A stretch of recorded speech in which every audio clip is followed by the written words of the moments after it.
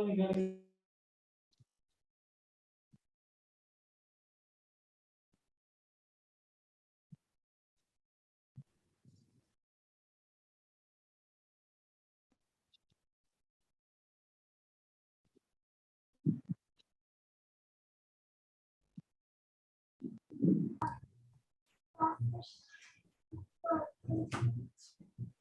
evening. Good evening, one and all. This is Dr. Ahmed Abdul Haleem Khan, coordinator of today's webinar on disasters and biodiversity. I hereby welcome Professor Anil K. Gupta sir, Professor B. Vidyavardhini madam, Head Department of Botany, Telangana University, Professor M. Aruna madam, Dean Faculty of Science, Telangana University, Professor C.H. Arti ma'am, Principal, University College of Arts and Science, Telangana University. Shortly joining our Honorable Vice Chancellor, Professor Ravinder sir. Shortly joining with us, Professor K. Shivshankar sir, Registrar, Telangana University. Sir, sorry to interrupt, sir, but there are so many voices. Can you please mute everyone?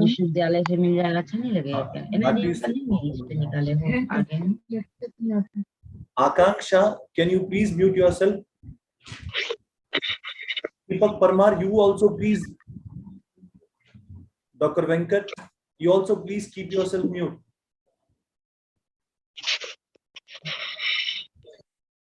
It's a proud moment in the chapter of Department of Botany, Telangana University, that we have collaborated in organizing national webinar on disasters and biodiversity with National Institute of Disaster Management, New Delhi, Institute hosted by Ministry of Home Affairs, Government of India. We here mark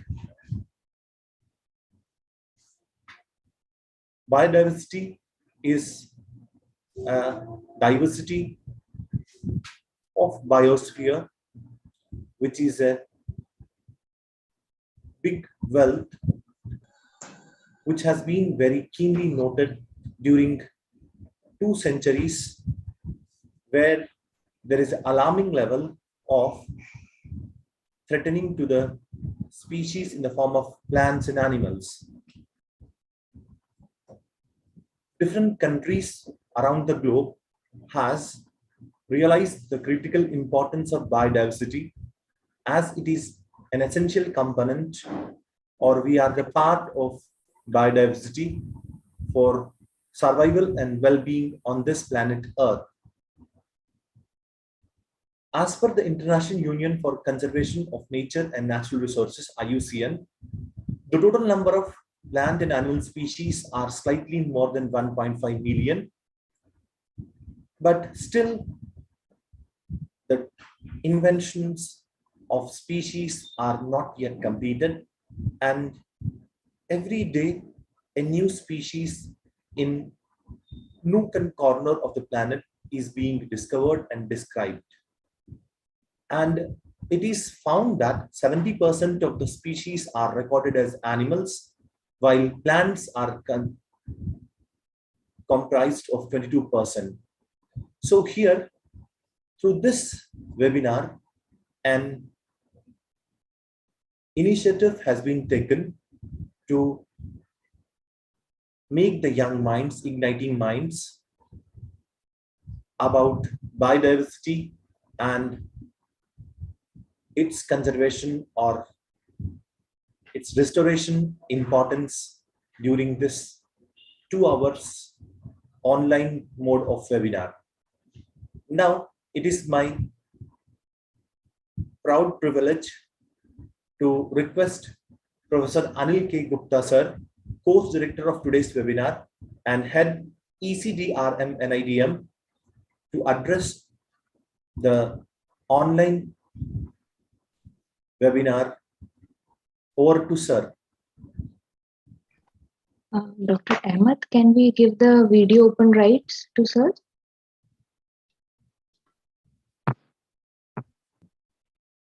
Yes, it is given.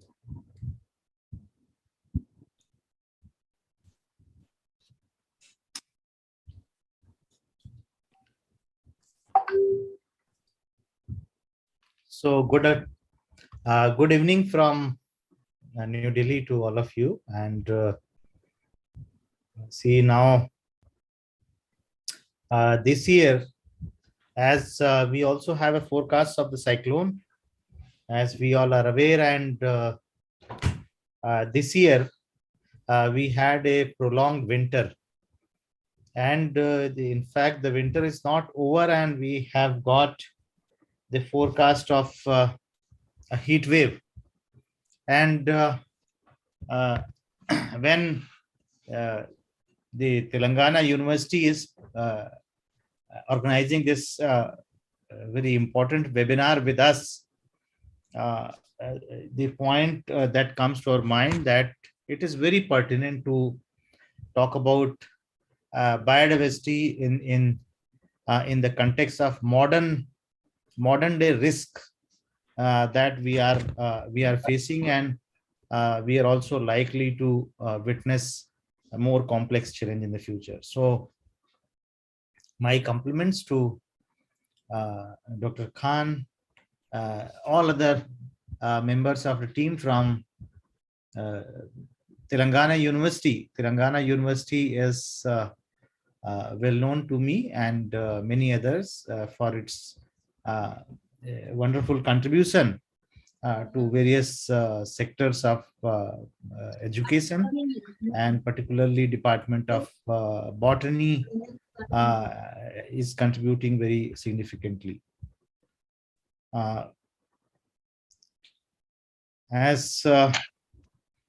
When we talk of biodiversity, most of the time the concern for biodiversity has been conventional.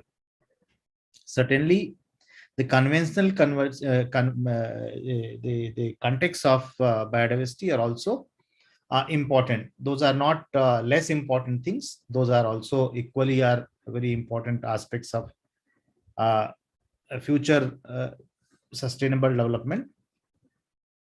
But over the years, what we have seen, and recently we have witnessed the sixth assessment report of IPCC also, Intergovernmental Panel on Climate Change, that extreme events are increasing, extreme climatic events are increasing, and the challenges associated with water, challenges associated with climate, and related extremes are increasing in numbers also, and intensity also. So how do we look these challenges in relation to biodiversity, and more particularly within sustainable development? We also see a very definite trend in a kind of a pattern of our development, that our cities are expanding. So we are urbanizing very fast. We all know that despite of our best efforts to curb down the urbanization is increasing. So cities are the new realities, and along with cities, the technological transformation. For example, now we are talking about robotics, nanotechnology, and other things very most often, and also have started witnessing the kind of a electric vehicles, and also going to witness a transformation in our energy system. So even now we are very seriously looking for that how do we transform into a electrical kind of a thing, like all electric transport, electric based transport. And that is also not final. Very shortly, maybe we will be moving forward to a hydrogen based economy. But in this inevitable transformation that we are going into, what is the impact of increasing number of extremes, these disasters on biodiversity? I think that is the subject that has been very inadequately addressed. In recent cyclones also, if we just talk of past cyclones, so one cyclone was Cyclone Fani in Orissa. That has affected the Chilka Lake. Chilka Lake had opened 4 new mouths. The lake was broken into pieces, and then it took longer time to regain its proper form. So all the disasters, major disasters, caused a lot of forest damage.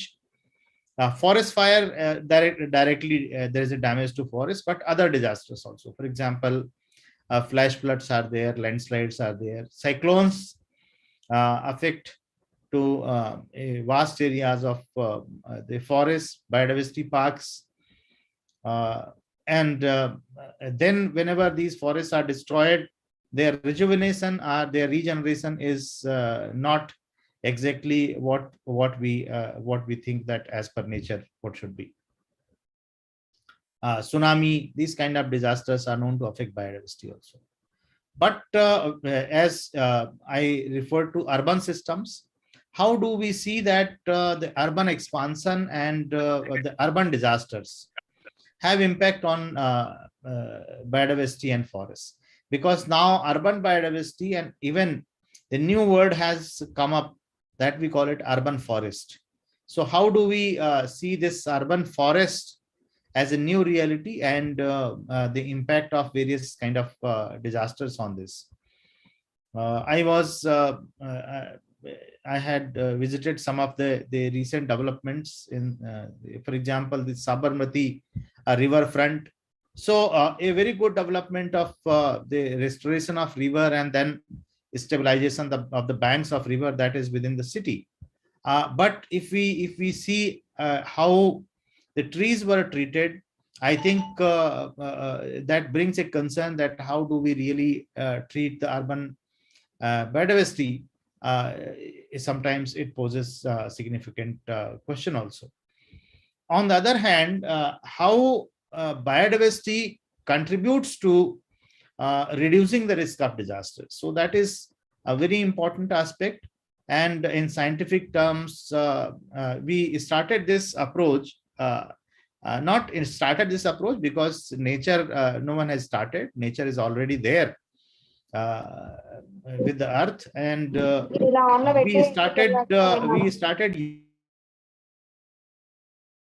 Sir got mute actually.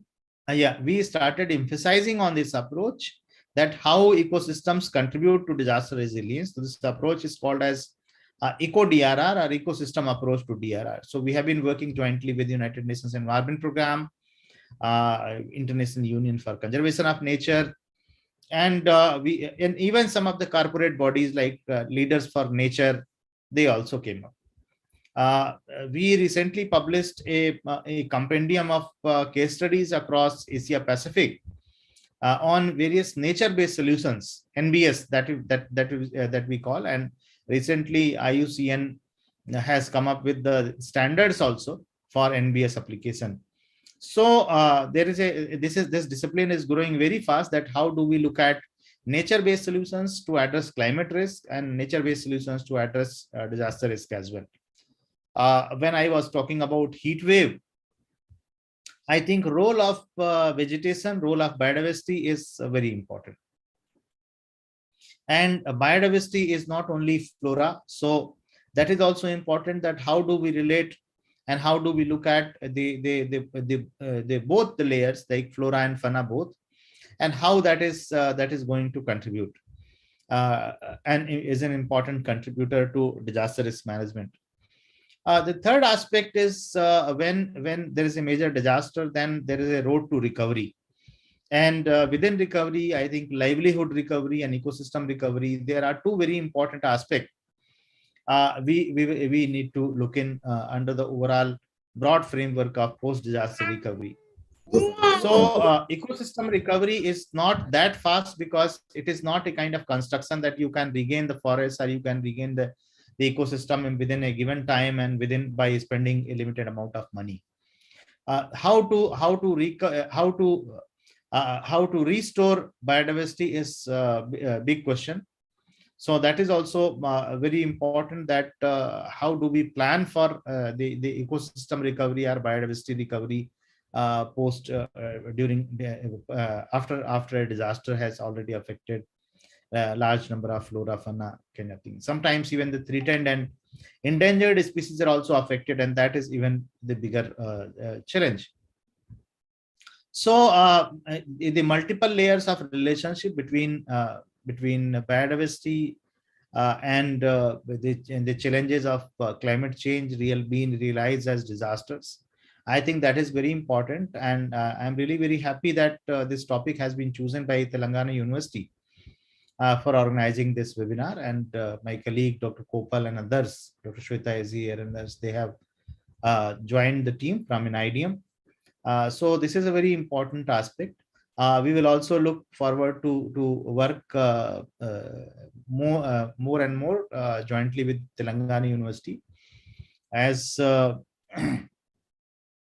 in the southern part of the country we have the challenges of drought, we have the challenges of heat, we have the challenges also of dust storms kind of things. That is a new phenomenon in the countries of this region. So how biodiversity would play a significant role in reducing the intensity and impact of these kind of disasters. Then the role of mangrove forests in reducing the risk, reducing the impact of cyclones are already known, and there are excellent examples. For example, in Tamil Nadu, I had visited that place near Puducherry that call it. So I am not recalling the name, but exactly. But I had visited that site. Their mangrove forest has been rejuvenated. So there are good examples that how ecosystems can contribute to disaster risk reduction. But equally important, that how do we use our assessment tools, maybe the IVI and other methods, and even the remote sensing based applications, for example, NDVI and VCI, to understand and to carry out a rapid assessment of the disaster impacts on the biodiversity and ecosystems. So I think that is also very important, because if biodiversity is affected, if ecosystems are affected, then in turn that is going to aggravate the challenges for the human being, including the health issues and health challenges also. And no one will disagree to bring the health concerns in focus after having a long period of COVID-19 pandemic, 3 waves that we face, and we all know that some or other way the things, the origin of the matter relates with the human intrusion to biodiversity, or human intrusion to the natural gene stock. So with this, I'm really keen to listen to other learned speakers of the day, and I stop here. And best wishes and congratulations once again for choosing this very important topic. Over to you for taking this agenda forward. Thank you so much, sir, for your kind address. Thank you so much. Now I request my humble request to Head Department of Botany, Professor P. Vidyavadini Madam, to give her program overview. Thank you, Dr. Haleem Khan. A very good evening to the august audience on this online platform. We are very indebted to our Honorable Vice Chancellor, Professor G. Ravinder Garu, and our esteemed Registrar, Professor K. Shivshankar Garu. And today evening, I would like to wish and greet Professor M. Aruna, Dean, Faculty of Science and Computer Science, Telangana University, Professor C. H. Arti, Principal, University College, and for Arts and Science, as well as today's 2 coordinators, Professor Anil K. Gupta from NIDM and Dr. A. Haleem Khan from the Department of Botany. And we welcome one and all to this online national webinar. entitled Disasters and Biodiversity, organized today, that is the 19th March 2022 by the National Institute of Disaster Management, New Delhi, in collaboration with the Department of Botany, Telangana University. And a welcome to all the eminent resource persons and all the participants today's program, who are participating in today's program. And we have chosen this topic of biodiversity and disasters because we didn't know a great disaster till COVID-19 struck us. So we know that the disasters are ongoing from years together, centuries together, but there are certain disasters which occurred recently which has caused a catastrophe to us. Like, for example, the Assam earthquake in April 2021, the cyclone Gulab, or the cyclone Yas. And then even across the globe, we had got so many earthquakes, like in Haiti, and the wildfires of Australia and North America, the different floods which are destroying the biodiversity and which are resulting in the extinction of different species and reduction of local as well as the native species. And these climate changes are always posing a threat to the biodiversity. So this was the reason for the initiation of this webinar, so that we will have more awareness how we are going to face the challenges in the near future, how we are going to overcome these disasters, and how we are going to protect our biodiversity, because we know that this is all an ongoing process. So if we are careful and if we are able to save our biodiversity, it's always a blessing to our next generations. And we have different topics like on wild orchids of Northeast India, biodiversity of freshwater algae, ecological restoration of the degraded rainforests in Annamalai, Western Ghats, orchids of Arunachal Pradesh, and so on. So I once again welcome all the audience, and I'm very thankful to all the resource persons, and a very thanks to the National Institute of Disaster Management, New Delhi, as well as all our esteemed patrons. Thank you, one and all. Alim Khan, over to you. Thank you so much, ma'am, for your kind address. Thank you. Over to Professor Aarti, ma'am, Principal, University College of Arts and Science.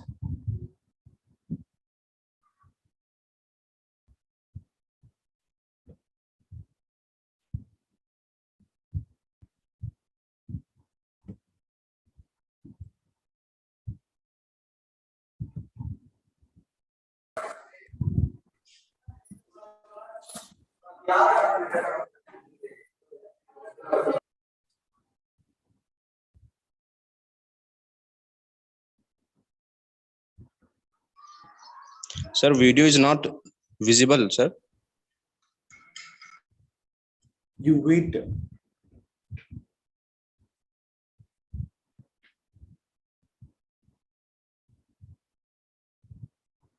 Maybe she'll join us shortly because she's in meeting with district collectorate. Now I humbly request Shamshad Ahmed, you don't irritate unnecessarily. It is kind request to our Dean Faculty of Science, Professor M. Aruna Madam, to address the gathering. Aruna ma'am, over to you. Yes, sir. Good evening, sir. Am I audible, sir? Yes. Good evening to all the delegates present over here to attend the webinar on disasters and biodiversity, jointly organized by National Institute of Disaster Management and Department of Botany, Telangana University. And welcome all the participants. And this is a seminar to be organized today evening. And we would like to congratulate the coordinator, Haleem Khan sir, and the course director, Professor Anil Gupta sir, who has taken initiation in organizing this program today evening. And as such, the title itself is very interesting, saying it's on disasters and biodiversity. So, Honorable Vice Chancellor sir, esteemed Registrar, and respected head, Professor Vidyavardhini Madam, and Chairperson, Board of Studies, and colleagues of the department, Dr. Jalandhar and Dr. Srinivas, and all the participants from various colleges all over the state and even outside the state. A very good evening and greetings of the day, and welcome you all. As a content to the title comes, here I would like to speak few lines, not waste much time. The title is disasters and biodiversity. As such, we know that biodiversity is that which deals with study of all organisms, ranging from microorganisms to higher plants, animals, including man. And all these organisms play a vital role in regulating the ecosystem and also maintaining the balance in the environment. As such, all the microorganisms, whether it's bacteria or virus, play a prominent role and significant role. As such, each and every organism is to be given equal importance, and we need to understand the significance of all these organisms. As such, the biodiversity says, and we have also listened to the talk given by Professor Anil sir, who has briefed a lot about biodiversity, covering hotspots and covering about flora and fauna. And now you also need to understand about the sustainable development. So all these organisms need to maintain balance in the environment to lead a sustainable development and a sustainable life. And coming to disasters, disaster is nothing but it is a serious danger or it's health hazardous, and it may occur now and then, which lasts for days or years together. However, it is causing loss to the society and loss to the human being and ultimate loss to the economy. And to our utmost notice, we see the situation arising as natural calamities. What we say is occurrence of cyclones, drought, floods, earthquakes, and storms. All of these as natural disasters may be classified as geographical, meteorological, climatical disasters. And we also come across or we have heard about catastrophe. So any of the terrible disaster is called as catastrophe. Best example we can say is what has happened in Japan. The earthquake, which was in the year 2011, it was terrible disaster, which we may call it as a catastrophe. So all these natural calamities together are put together and called as disasters. And of course, we are living in this world of pandemics. For the past 2 years, we are facing this situation of COVID-19, which is also a disaster, and endemics is also disaster.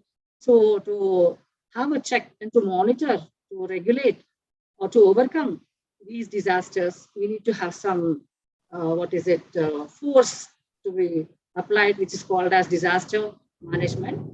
So with these few words, I would like to give chance to all other distinguished speakers who are with us today and who would speak much better than us. So with these few lines, I would like to thank Haleem Khan sir has given this opportunity, and also thank Professor Anil sir.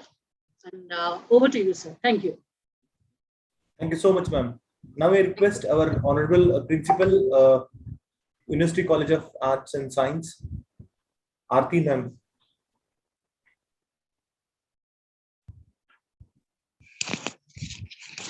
Hello. Yeah, ma'am, you're audible. Respected dignitaries, participants of this national webinar,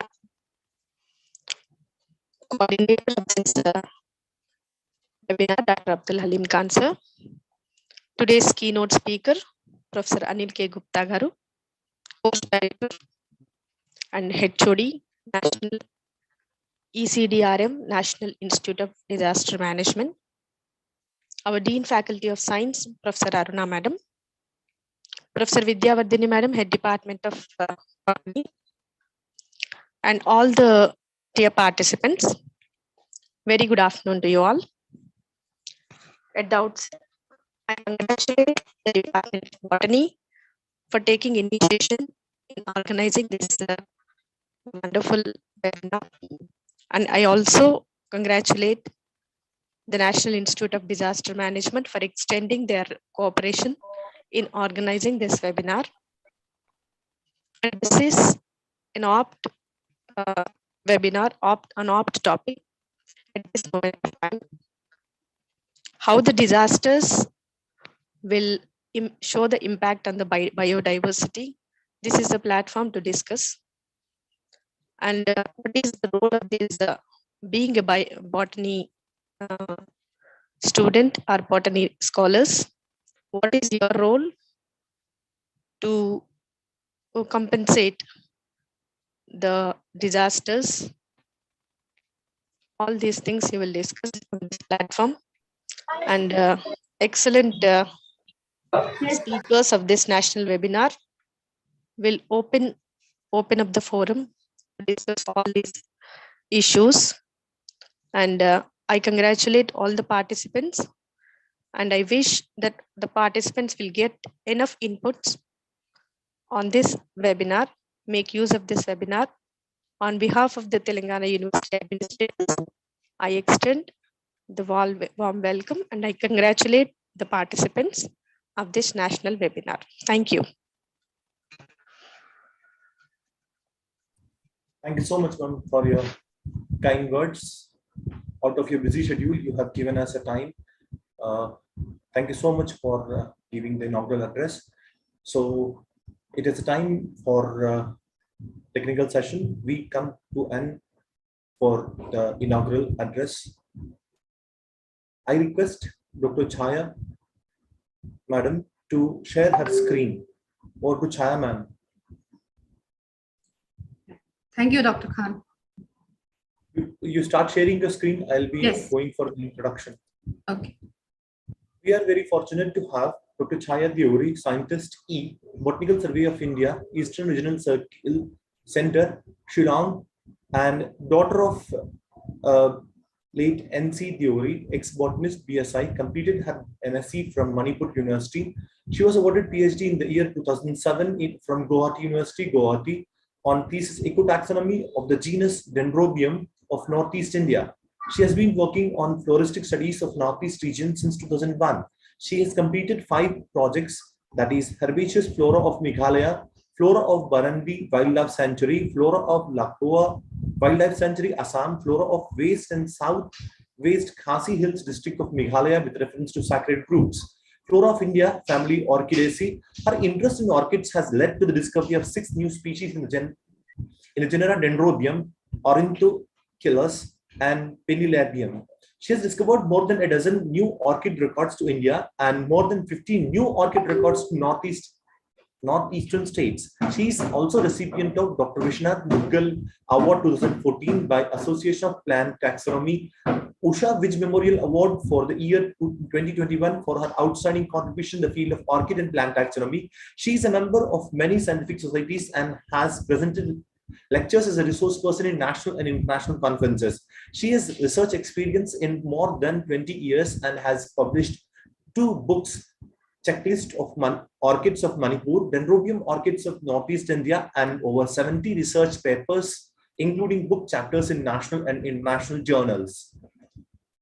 Over to Chaya, ma'am. Can you start sharing the screen, ma'am? The host is disable participating screen it is showing. You have to, I think, on the screen or something like that. I'm trying to share, but I'm not being able. Yeah, now you can try. One word I would like to add in this row is just a while before I was searching on internet regarding the biodiversity. Fortunately, I found animal diversity is more than the plant diversity. But when we talk about the plant diversity, the most diverse or abundant species on the land is orchids. So fortunately, we have 2 speakers on orchids biodiversity. So I think it is a fortune for us to have both the speakers speaking on the diverse kind of plant species, that is orchids. Over to Chaya, ma'am. Yeah.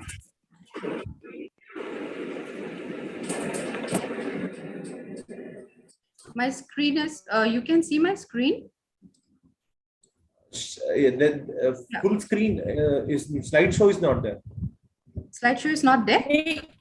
Yeah. Make it full screen.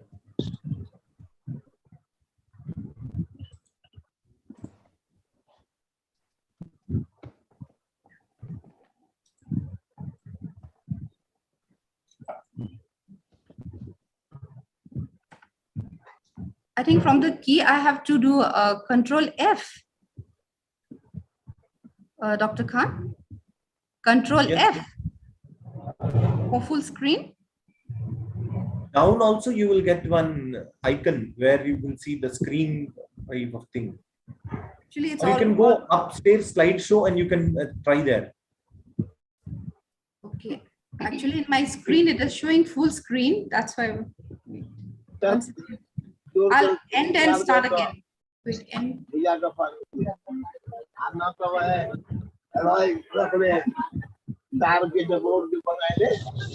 Now is it full screen?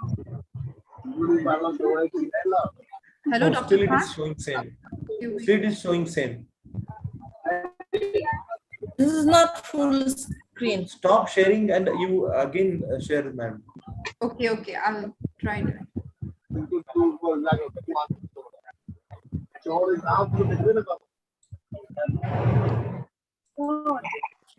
Now?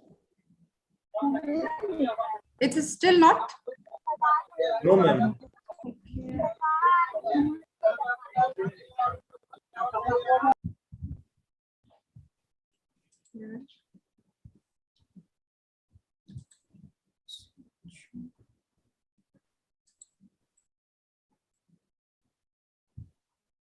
I'm sorry, but now? It's Ma'am, press same. F5 key on your keyboard. F? F5. 5.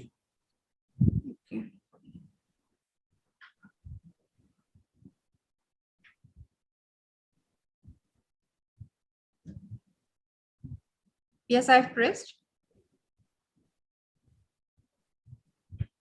It's not coming. Yes, ma'am, it's not coming.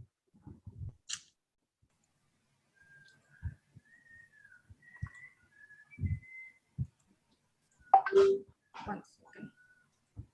One second. Just give me a few minutes. I'll just close the. Ma'am, so do one thing. You Yes. need to. So when you are giving a sharing through Yes. the Zoom, you will get a different screens. So so you keep it already the slideshow mode, show mode, Okay. and select. So when you do the screen share, you will see the multiple screens of yours. So choose whichever the presenting mode. Okay, So, I'll open my presentation and keep in my desktop first, right? yeah, keep it in the slideshow A mode. slideshow mode. Okay. Yeah, Okay. and then share the screen. Then Okay. you will see the different screen in your sharing screen. So Okay. then you can also see the presenting mode. There should be something called presenting mode. Mode. So if you Okay. click that, it will be open up a slideshow mode. Okay, I'm just trying to open it from my desktop and keep in slideshow mode first. Wait. And minimize all your desktop things. Don't keep open. So keep only your presentation. Okay. Otherwise, if it's a multiple folder opens in your laptop, then all Okay. showing in your screen share, then you'll get confused. So keep only your present. Yeah, my presentation is only open. And my I mean my mail is open. Otherwise, everything is closed. Is there anything showing like a presenting mode? Your PPT? No, if I open, I mean, if I keep in slideshow mode, then I cannot see the video. I mean, the video of the webinar. No, that's okay. So once you start sharing, you can't see any of the videos of the webinar. You will see only your video on the corner and your slide. Others, Okay. other thing will be disappear. You can't see anything else. Okay. No, while doing slideshow also, in the desktop, I have opened that slideshow and kept. Then the video, I mean, I have to go to the video, right? No, The share part. The screen. share part, how do I go? So when you keep your cursor on the Zoom link, there's on the bottom of the screen of the Zoom, Okay, will I have to show keep you my the- cursor on the Zoom link. Yeah, I mean, the Zoom is open, right? Yeah, Zoom is open, yes. Yeah, when you keep the cursor on the Zoom, and you will see the share screen. There's a icon called share screen on the Yeah, bottom that of your. screen, if I open the whole screen, right, I cannot see the cursor Oh, for sharing the screen. That's why. okay. So what you do, you minimize your presentation and go to Okay. the share screen, and then you see the Okay, minimize the presentation. Yeah. Okay. And share your screen. You can see now, share your screen. Okay, I'm sharing. Is it being shared? Yeah. Yes, it is coming. Then I'll go to slideshow. Yes. Slideshow. Wait. Yes, I've gone to slideshow. You are in slideshow mode, but still it's showing in the normal slide. But I don't know. What is your problem? Usually it has to show.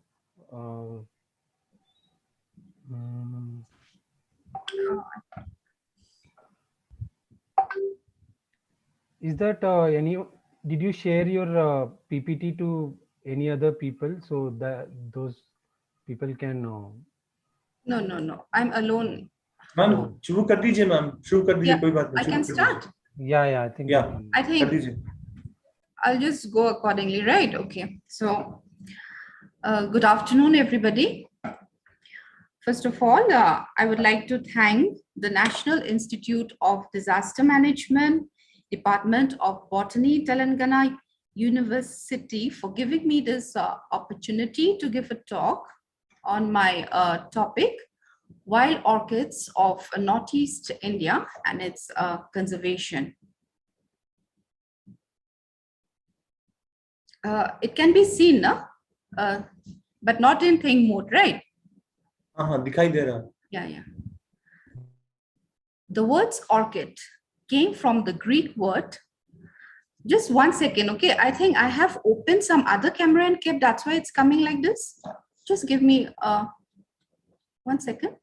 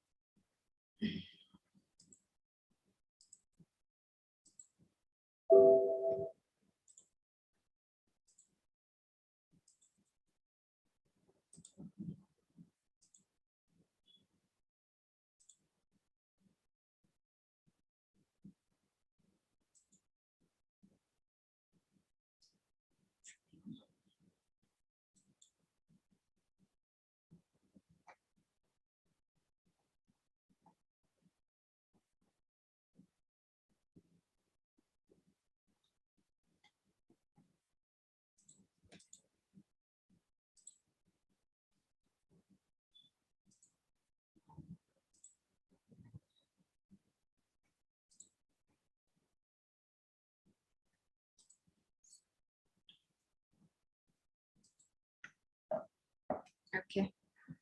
So let me come to the introduction of orchids. The word orchids came from the Greek word orchis and was discovered by a Greek philosopher, Theophrastus. So orchids occur on variety of substratum as terrestrial, epiphytes, and saprophytes. They are of immense ornamental, horticultural, and medicinal importance. So while orchids represents about 26,567 taxa all over the world, and India represents a 1,256 taxa. So orchids are very beautiful with a remarkable range of sizes, shapes, color, fragrance, form, and longevity of flowers. So orchid hybrids are more expensive than the wild, and presently orchid growing has transformed a commercial enterprise worldwide. Hybrid orchids have secured top rank position in the floricultural trade. approximately 1,20,000 hybrids occur in the world. So some common names of wild and hybrid orchids.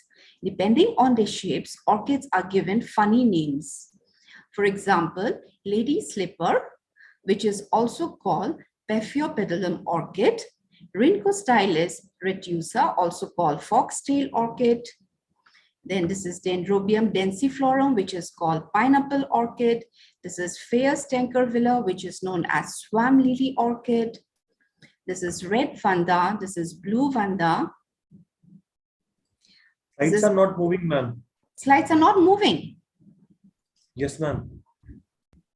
But for me, it is moving. Because it's in the, you're doing it in the slideshow and everyone is seeing in the non-slide mode. Okay. So actually, you better to keep it in the non-slide mode and do it. So then the slide can move. Otherwise, if you are in the slideshow mode and the others in the non-slide mode, it won't work. Okay. So shall I end show and start? I mean, from the where I stopped? Yeah. Yes. But now, if it is Yes. going? Yeah, now they are coming. Then I'll go in non-slide mode. Okay. So this is spider orchid, and this is dancing girl orchid, Oncidium. Then this is comet orchid.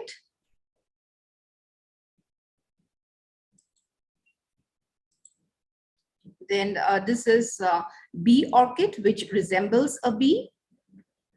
This is a butterfly orchid, which resembles a butterfly. This is a tiger orchid due to its spots maybe.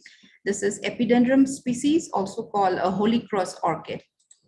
So Northeast India, due to its favorable humidity and sufficient rainfall, represents richest orchid belt in the country. It supports about 50% of the total flowering plants known from India.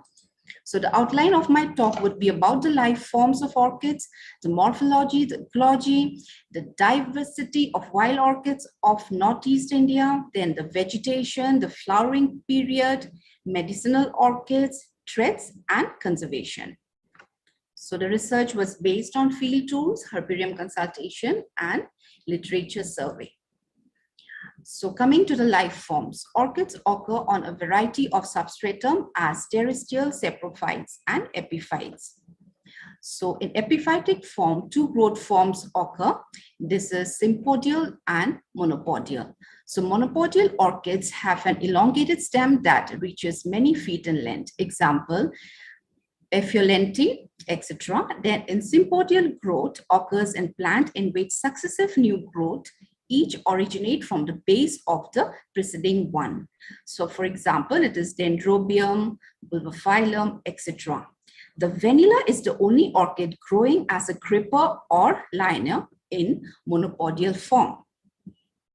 So this is a vanilla pennifolia, which is a creeper. So coming to the ecology of orchids, the important factors favoring the growth of orchids is rainfall, relative humidity, temperature, light, phorophyte, etc. So epiphytic orchids in natural habitat are seen growing in the trunks and branches of trees at a greater height. They prefer to clump to moss-laden trees with a hard bark texture. So terrestrial orchids grows underground associated with herbs and shrubs. Then saprophyte orchids grows on decaying matters. They are some of the epiphytic orchids in the natural habitat: Appendicula cornuta, Dendrobium, Cryphidium. There are some of the epiphytic orchids again in the natural habitat: Pleone species, Dendrobium species, Silogine species.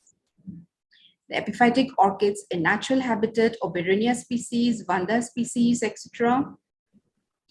Then there are lithophytic orchids. Epiphytes that grows on the rocks after falling from the trees are called epiphytes.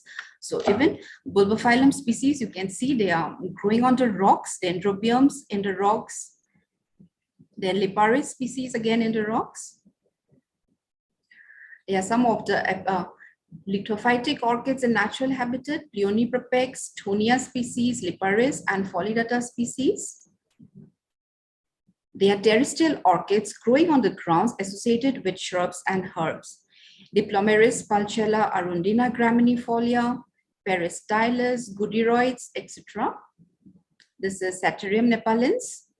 Then this is Calanthe puerula. Then saprophytes are without leaves growing on decaying matters. They are some of the species displayed on the screen. This is Epipogium roseum. They are some of the saprophytic orchids, Galeola, Lindleana. Then some of the saprophytic orchids of Northeast India are displayed in the slides. Then what is the difference between a typical flower and a orchid flower? The main difference lies in the column. That is the male portion of the flower, that is the stamen, and the female portion pistil are fused into one structure called the column. So the morphological diversity of a typical orchid flower, Dendrobium formosum, you can see here, which comprises of the sepals, petals, labellum, anther, pollinia, pedicel, ovary. Then this is the detailed parts of the orchids, dissected part. So some morphological diversity of orchid I'll show in different species. They are some of the orchid species of Northeast India. Then coming to Dendrobium, this is the second largest in Northeast India, showing variation in habit.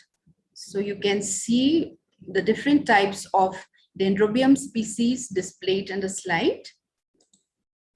They are the different types of flowers of Dendrobium species displayed in the slides, from small to large with different colors, where you can see in the slide. Then diversity of sepals and petals. In this slide, you can see a diversity of sepals and petals of Dendrobium species. Then they are different types of flowers of Northeast India, and this is the diversity of lip in different types of orchids of Northeast India, the labellum. Then the lip actually is the most prominent member of the floral perigon. It is highly specialized floral part of the flower and is extremely complex and variable in shapes and sizes. Then this is pollinia in Dendrobium, which is four in number. Then this side is showing the capsules and seeds of various shapes and sizes of orchids. Then this is diversity of column in different orchids of Northeast India. This is the pollinia in different orchids of Northeast India. There are some of the dissected flowers of Northeast India. This is Anthogonium gracile. This is Cephalantropsis longifolia. Then this is Micropera rostrata, Paphiopedilum ferruginum.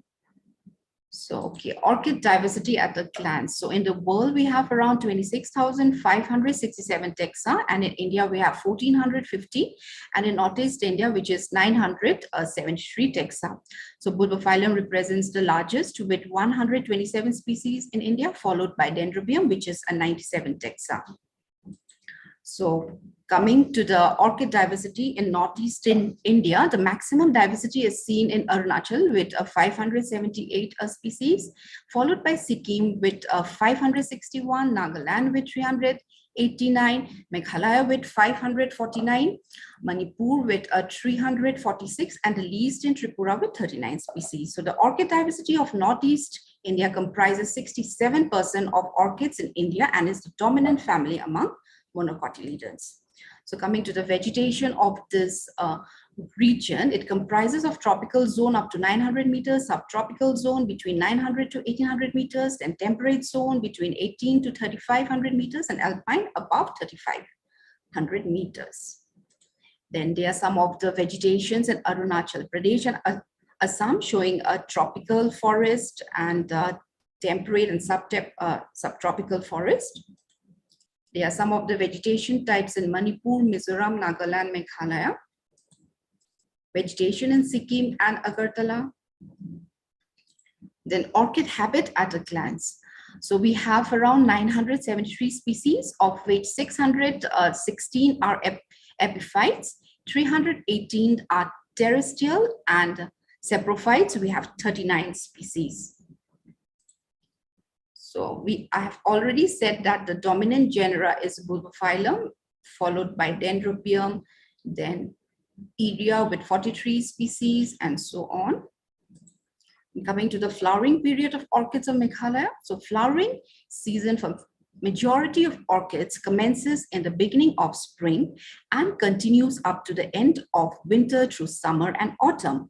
So the maximum bloom is seen during spring, that is March and May, summer, then followed by summer, that is June and August, and the minimum during autumn, that is September, November, and winter, December to February. Then endemic orchids of Northeast India. So nearly 133 orchids are endemic to Northeast India. They are the list shown in the screen.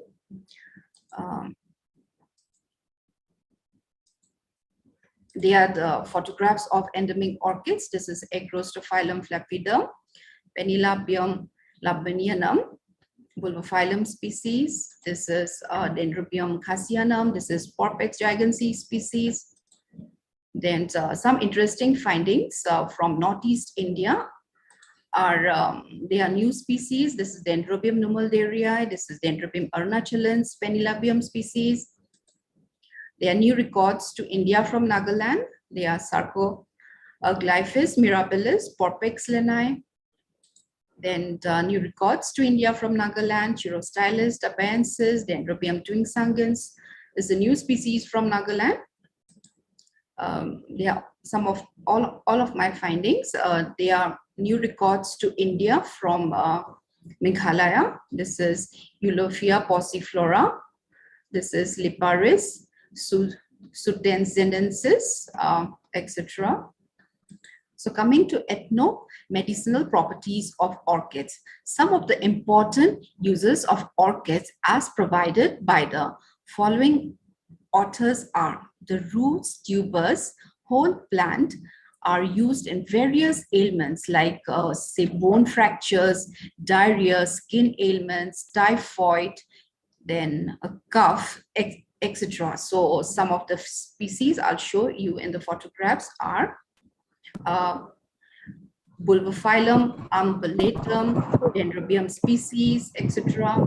Then there are some of the medicinal orchids displayed in the slides, Cryphidium aculeatum. There are also medicinal orchids, Phaeus tankervilla, Peony prepex, Pholidata articulata, then Paphiopedilum insigne, Vanda cristata, etc. Spetoglottis pubescens, Dendrobium iriflorum. So Dendrobium mosquitum, the whole plant is used for earache. So Dendrobium nobili, it's also used for stomach ache and all. Then Dendrobium hookerianum is also used as vegetables in the Kameng district of Arunachal Pradesh. There are some of the ornamental orchids of Northeast India.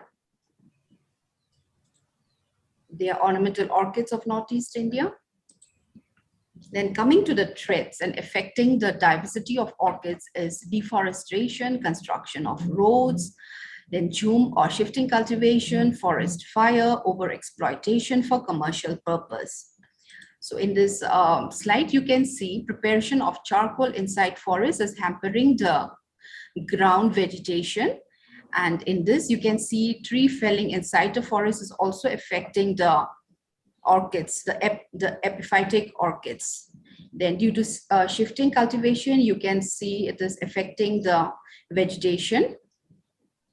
And in this slide, you can see orchids are being sold in the local market of Shillong by poor for earning their livelihood. So in this way, the orchids are being depleted from the forest. So therefore, we have a number of threatened and rare taxa.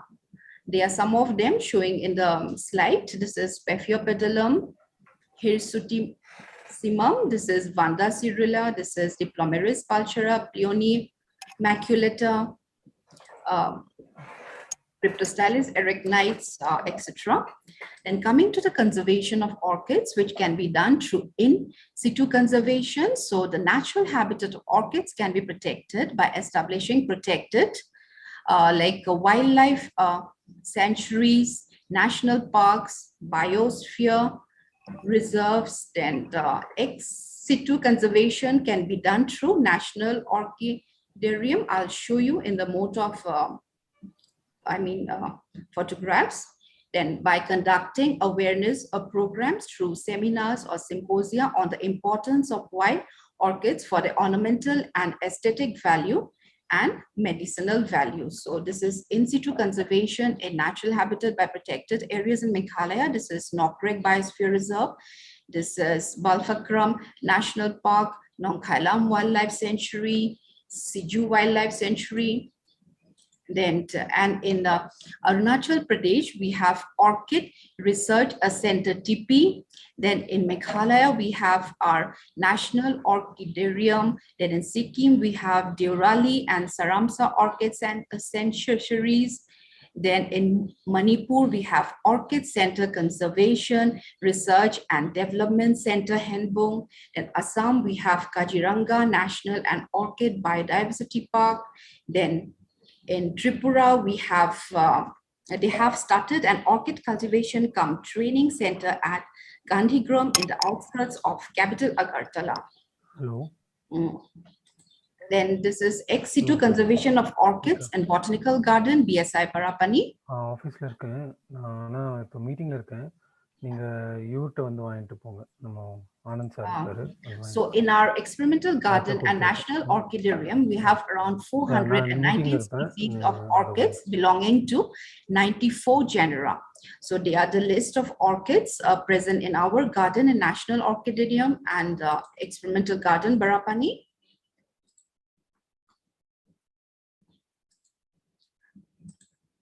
This is our national orchidarium at Shillong.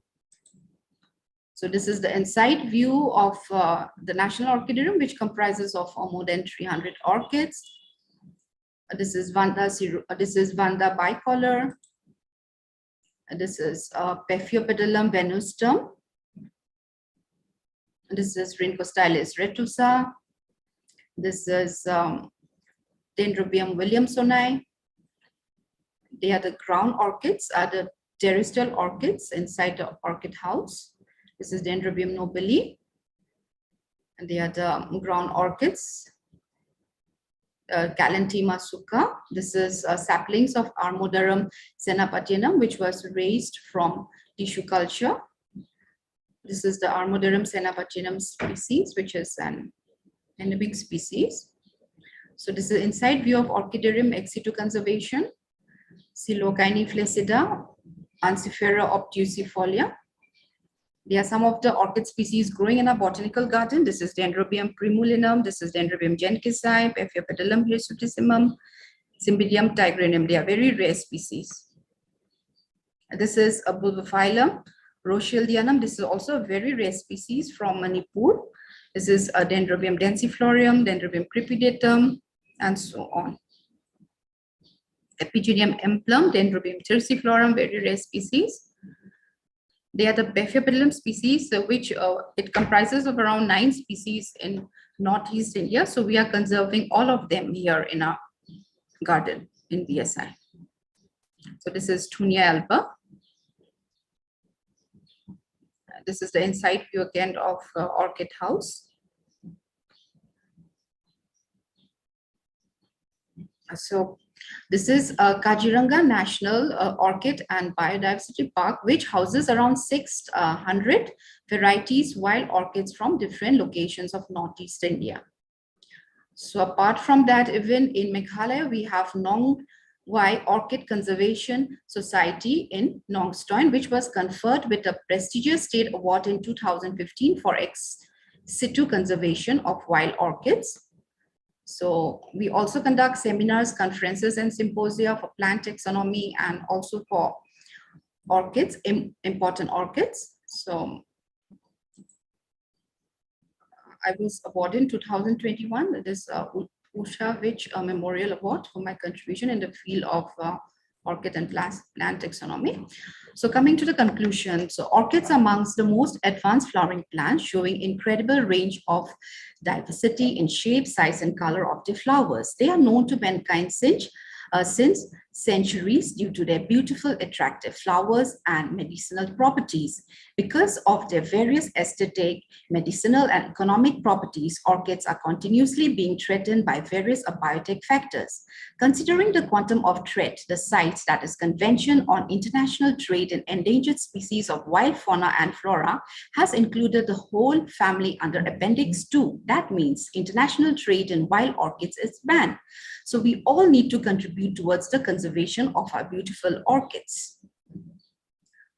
I have published 2 books, so I'm just displaying the photo in the slide. This is Checklist Orchids of Manipur. This is Dendrobium Orchids of Northeast India with my 2 mentors.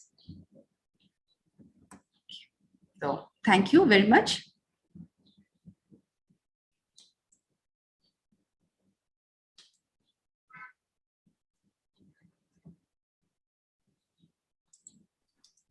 Thank you, Dr. Chaya, for such a great presentation. Really, you have covered the whole beauty of the country, as we are in the top part of the country, which is with a lot of rainfall and a lot of humidity. And as you told, it is a heaven for orchids.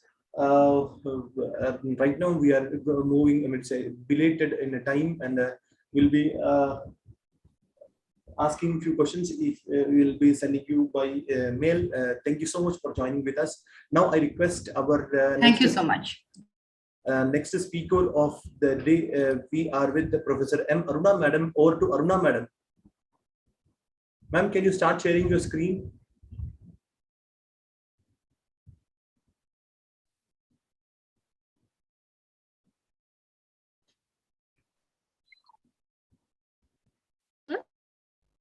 You're visible, ma'am. Can you share the screen? Yes, yes.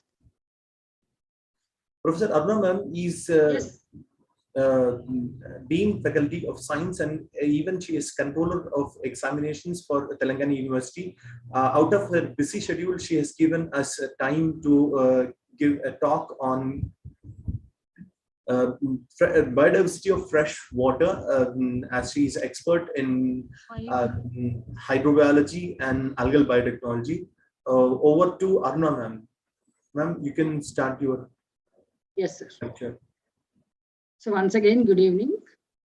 In this context of webinar entitled Disasters and Management, Disasters and Biodiversity, I have taken this choice of delivering talk on biodiversity of freshwater algae, and this is the work done in our laboratory by all the scholars. So freshwater algae are grouped into divisions like Chanophyta, Chlorophyta, Euglenophyta, Xanthophyta, Dinophyta, Cryptophyta, and Chrysophyta, Basirophyta, Phaeophyta, and Rhodophyta. And in terms of diversity, they are divisible into prokaryotes and eukaryotes based on the cell structure. And coming to the ecosystem, we find these freshwater algae in 2 systems, lentic system and also lotic system. Freshwater algae are abundant in ponds, pools, streams, lakes, and marshes, and also found in lotic systems, which include rivers and streams. So to say that freshwater algae are abundant in running water and also still waters. And is there any need to conserve the biological diversity? What is biodiversity? How to sustain life?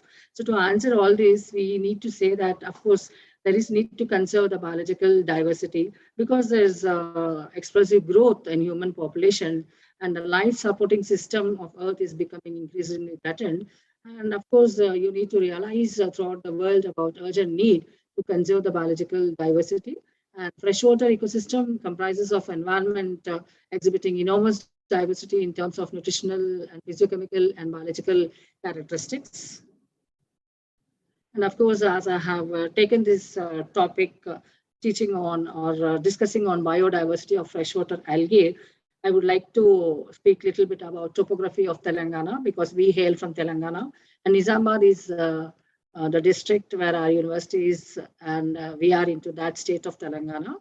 So state of Telangana lies between 18.11 degrees north latitude and 71.01 eastern longitude. And Telangana state lies in the southern part of India, and it's bounded by states of Maharashtra to the north and northwest, and Chhattisgarh to the north, and Karnataka to the west, and AP to the east and south. And we have also got some rivers which are very popular, like Godavari, Krishna, Manjira, Pranahita, and also some ponds and lakes. And what is the significance of lakes in Telangana state? So on survey of lakes, where we have covered little portion of Telangana and covered all the districts of Telangana, we have come to a conclusion, or we have noted that, saying that there are around 46,531 freshwater sources. And apart from these, 27,318 freshwater lakes are used as minor irrigation for agriculture and domestic use. And these freshwater lakes are also used by people for various purposes, including irrigation and drinking. And conservation of lakes in Telangana is an important aspect. And we have got some constructed tanks, that is man-made tanks, which are also to be explored. And we have got some lakes in Telangana which are very popular historically also, like Ramappa, Pakal, Laknavaram, Ganavaram, and Bayaram. So this is all being developed during the dynasty of Kakatiya. And during Satavahana period or Satavahana era also, we had some lakes which have to be conserved. And of course, how do you define this plankton, and what is phytoplankton? Of course, phytoplanktons are organisms or microorganisms or microscopic, and they have got that capacity of manufacturing the food material, that is, they are photosynthetic, and they are found in all diverse habitats, like freshwater algae. And the composition, distribution, and diversity and abundance of this phytoplankton depend upon some physical, chemical, and biological properties. And all these phytoplankton will constitute the food chain, and interlocking pattern of the food chain is called as a food web. We say that these phytoplankton will serve as primary producers, and thus they play an important role in regulating the aquatic ecosystem. And phytoplankton are autotrophic, and that is, you can see how best they take part in photosynthetic activity of metabolism. And phytoplankton also occupy enormous range of ecological conditions, from lakes and rivers to acidic peat swamps, dam soil, wetlands, snow and ice. And they are also providing information in productivity of the environment. So as you learn for the productivity of environment, we need to assess for NPP and GPP, that is national primary productivity and gross primary productivity, while you assess for any of the ecosystem. Thus, we say that aquatic ecosystem will harbor a variety of communities which will constitute the characteristics and functioning of the ecosystem in terms of maintaining the production and food chain. And the blue-green algae, that is Sanophyta or Sanophysin members, like cyanobacteria, play also an important role, as they fall under the class phytoplankton. They have got a significant role in assessment of water quality, and they also play an important role as bioindicators or pollution indicators. And of course, all the members of these BGA or cyanobacteria also occur as water blooms, that is algal blooms. And the diversity of green and blue-green algae are recorded, and there are some freshwater bodies where these algal members are assessed based on the climatic and also the factors influenced by the temperature. For example, we say members of this BG or cyanobacteria or Sanophysin members are capable of growing or capable of living where the temperature is very high. They can withstand temperature where it's crossing even 40 to 45 degrees centigrade, but not in case of green algae. So as it's account to different classes of algae, we say that chlorophycine members will be dominant, and next followed by basilorophycine, that's diatoms, and of course followed by Sanophysin members, which will be seen to the data now.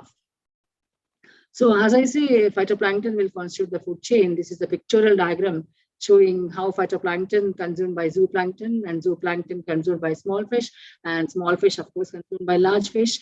So this is all very important to learn even for the phenomenon eutrophication. So these are the phytoplankton or freshwater algae where that is, they have the capacity to grow where the water body is enriched with mineral nutrients. So when any of the water body is enriched with mineral nutrients, there will be luxuriant growth of these algal members. But at the same time, it also leads to the death of the aquatic fish because enough amount of oxygen is not reached. This phenomenon, which is playing a significant role both ways, enriching the nutrients, which leads to luxuriant growth of the algae, and finally, due to depletion of oxygen, however, it leads to death of aquatic fishes, is called as eutrophication. This is a phenomenon which is to be understood by all the ecologists and all the phycologists. So here, to investigate the studies, we have taken some lakes from different parts of our state of Telangana. For example, we have taken Komacheru Lake and Erechelu Lake, which are located at Siddipet, and Singabupalam Lake and Karukunda Ramavaram Lake, which are at Bhadradi, Kottagudam, and Ashok Sagar Lake and Ali Sagar Lake, which are from Nizamabad. And all this is the work done by scholars of our department. So this is the work which is output of our scholars from the department. So the degree of closeness between phytoplankton and assessment of water parameters is measured in terms of Pearson's coefficient of correlation. So we have also done some statistical analysis, and based on that, the results are recorded. So this is an overview of lakes: Komacheru Lake, Erechelu Lake. Now Komacheru Lake has become a tourist place, and as this is a lake, which hails from constituency of our Honorable Chief Minister, the place has been made very beautiful. And we have got Erechelu Lake, Singabupalam Lake, Karukunda Ramavaram Lake, and Ashok Sagar Lake is also very beautiful lake, and Ali Sagar Lakes, both from Nizamabad.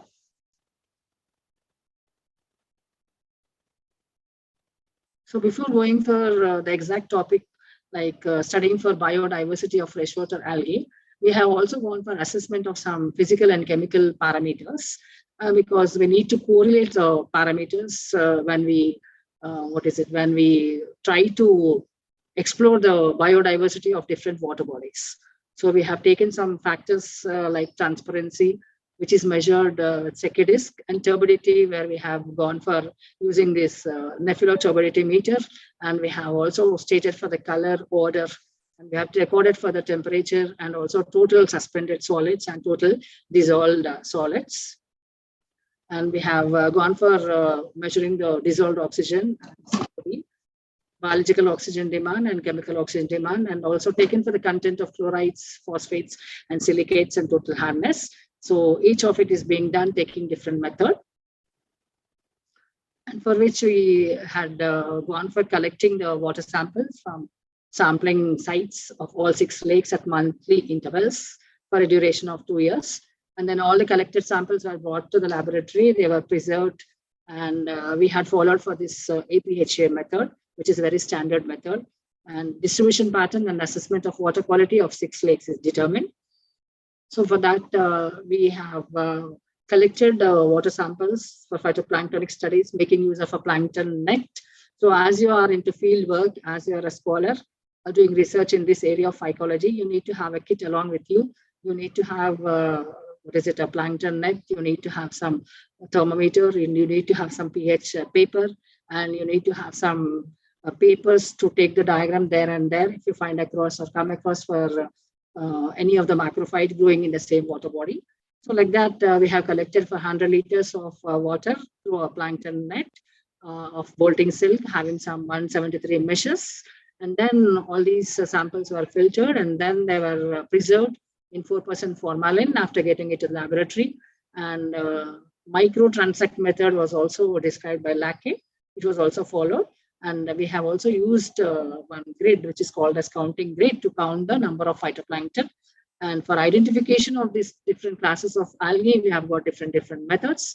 And as you know, we have to reach to that site to collect that particular member of the algae. For example, if you want to go for collecting this Sanaphysi members, you can reach to that place where the temperature is very high, and Chlorophysi members usually grow where the temperature is low. That's ranging from 15 degrees centigrade to 22 degrees centigrade. And for identification of the genera, we have followed for the published literature. And for that, we have referred to literature of Prescott, Philippos, and Chaturvedi and Habib. And we have also taken some camera laser diagrams. Usually we take the micro photographs where, camera is attached to the microscope. But in addition to this, we also take some camera laser diagrams, which will be helping out in identification based on the morphological features. And to identify the members of Sanaphysi, samples were collected throughout the year during different seasons, that is during spring season, during winter season, and during summer season. And we need to go for a comparative account where it's abundant and how about the presence of different genera. The temperature also plays an important role, as I have told you. And we have gone for preparing some semi-permanent preparations, making use of glycerin. And for taxonomical identification of Sanaphysi, we have referred to that literature exclusively of Desikachari. And this is on-site analysis where she's making use of a thermometer to record the temperature. And we can also use a pH paper to take down the pH. So this is the physical factor which is to be recorded then and there. That is temperature, color, and odor. And the depth and transparency of each station should also be measured with the help of securities.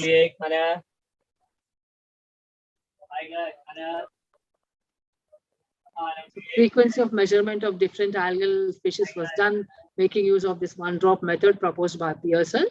And evaluation of the status of the lake, that is saying whether it's oligotrophic or eutrophic, is based on Niaga's indices. So as I have told you, if minerals are enriched, if it's enriched with minerals, you say it to be eutrophic. And if it's not with enrichment of nutrients, you say it to be oligotrophic.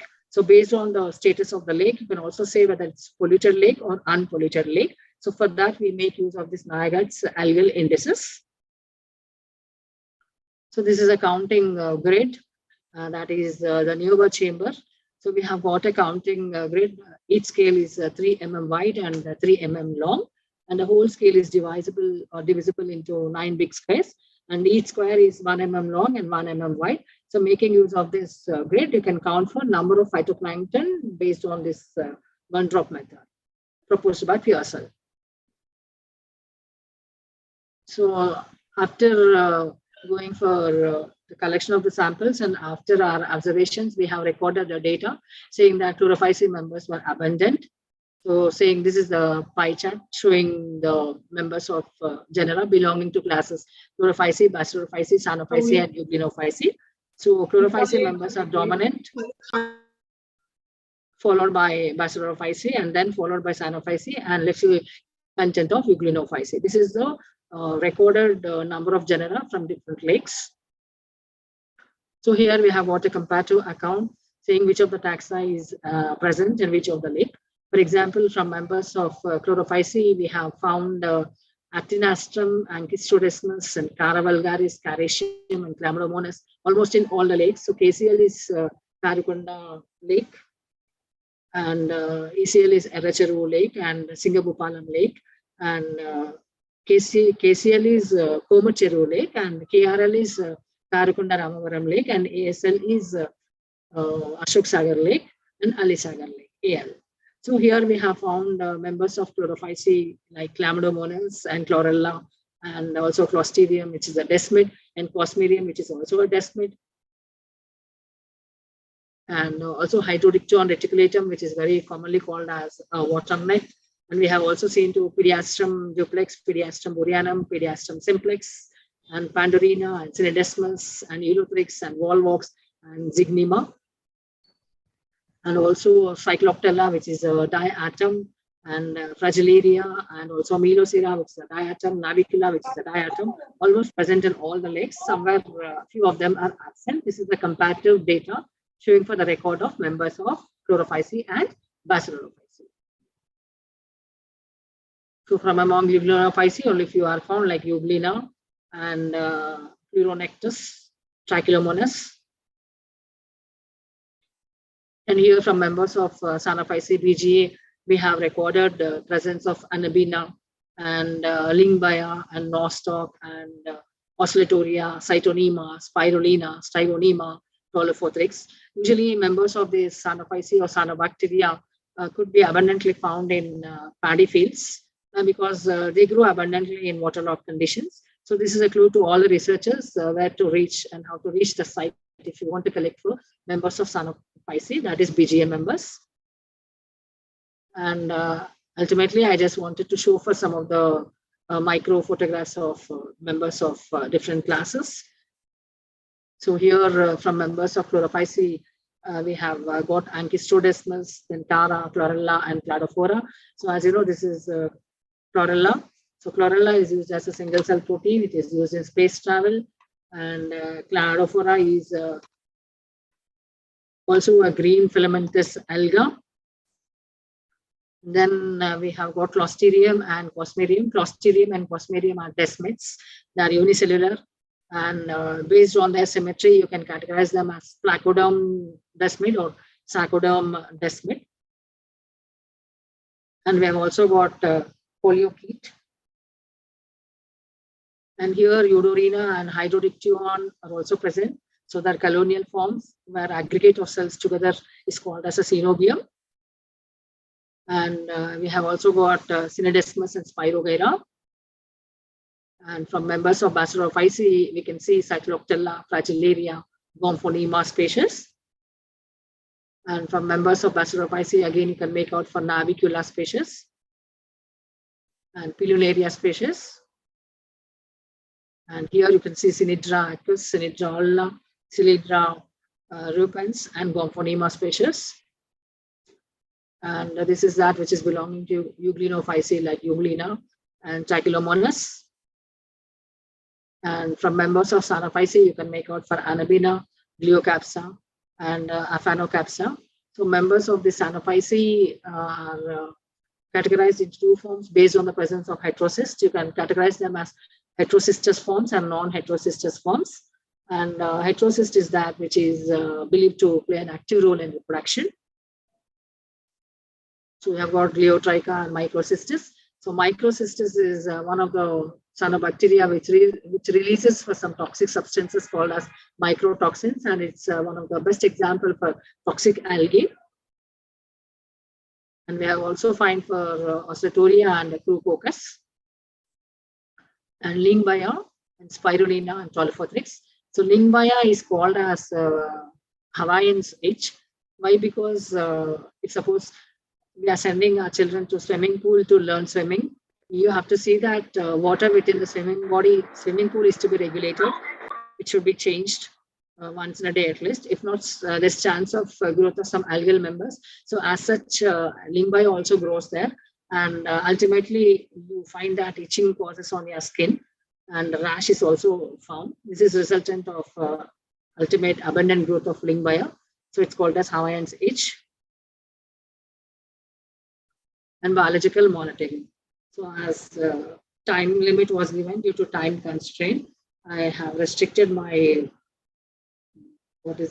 content of the topic.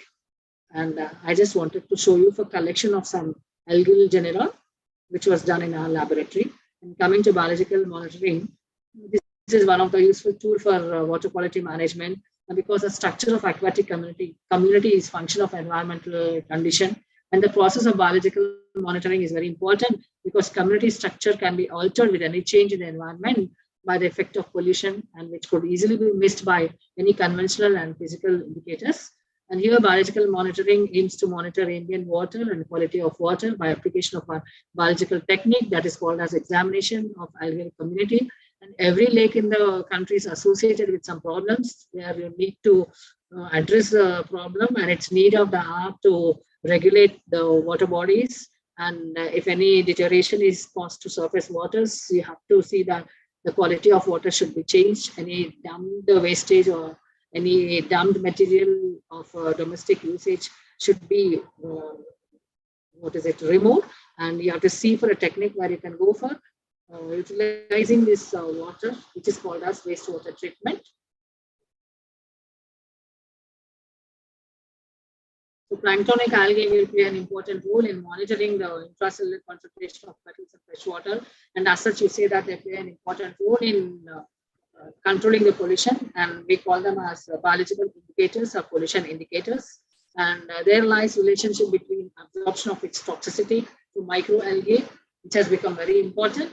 And it's believed that apart from the scientific investigation, periodical monitoring and details of micro and macro biological organisms and socio-economic conditions of the people and population growth and agriculture and industrialization in the city, urbanization and land use and pattern of the society, all these are important for significant improvement of the water bodies, and you need to frame some guidelines for taking measure and also strategies to maintain safety of all these lakes.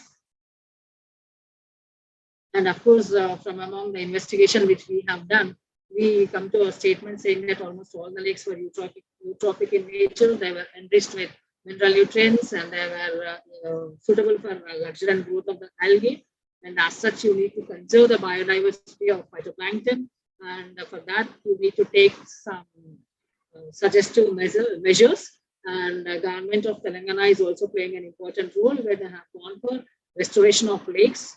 And the program which is called as Mission Kakatiya was initiated, where we are thankful to government of Telangana. And with this, I would like to conclude. And I would like to thank the organizers, coordinator, and also convener of this webinar who has given me this chance. I fall from department, but still I was one among you all sharing my views. And as it's raining at Hyderabad, maybe the lecture was proper or not. And I thank you all for your patient listening and bearing with me. Thank you. And over to you, Alim Khan sir. Thank you. Wonderful presentation, ma'am. Actually, was it clear, sir?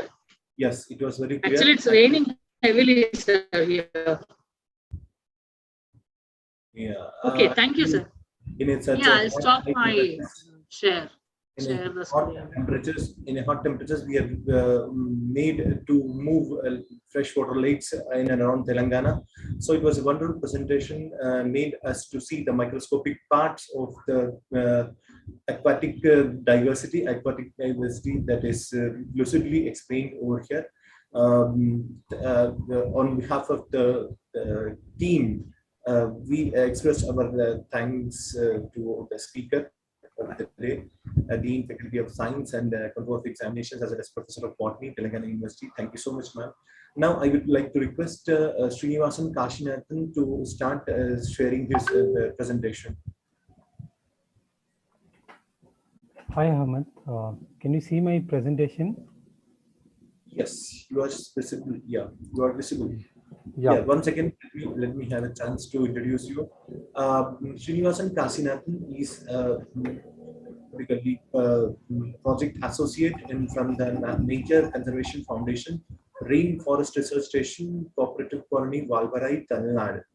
His education is MSc in Biomedical Sciences from Vellore Institute of Technology, Vellore, and he is working with the Nature Conservation Foundation, Mysore, since 2015. He has supervised the maintenance of rainforest plant nursery, and he executed several rainforest restoration activities, and he carried research projects on tropical tree phenology, seedling survival, rainforest recovery and regeneration, forest dynamics. He was also associated with Indian Institute of Science Center for Ecological Sciences as expert in gas chromatography and mass spectrometry and thermal desorption for both volatile and non-volatile compounds from plants and fungi.